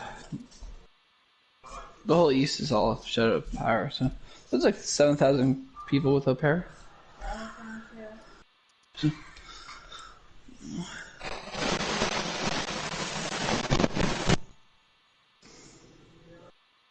Or we don't have power, but I don't know for how much longer. Yeah. Yeah, so I guess we're not going. That you're not powerless or flooded.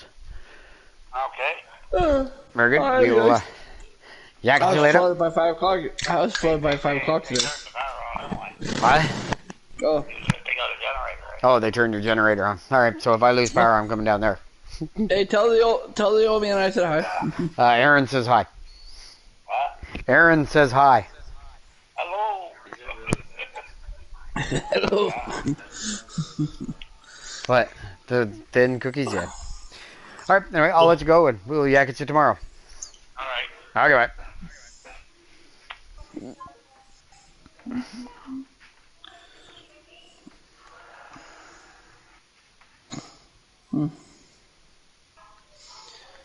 Fun. And stuff. Yeah, we got transformers blowing down the street, and Earl Street's completely in the dark, and Oh yeah. that was the transformers down the street blowing. Well, that's gonna suck. That's expensive. No, the fish pan blowing over was the thump on the deck. I'm talking about the big loud bangs. That was those 2 transformers down over the hill that exploded. That happened. Yeah. What the fuck? I don't want to play that. So I'm just glad that I'm on a different circuit breaker than everybody else. Aaron remembers the circuit breaker. It's the one that everybody else in town could have power except for us. Alright, well, on that note, I will take this opportunity to turn on my regular controller. Yes, they still have power. And And just in case I do lose power, I think I will, so I'm not in the middle of a race, I think I will end my live stream there. By the way, Aaron, say hi, you're on Candid Camera. Hello.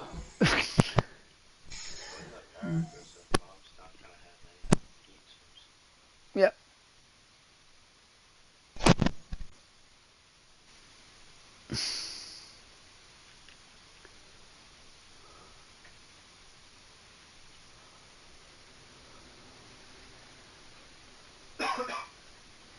Oh, I think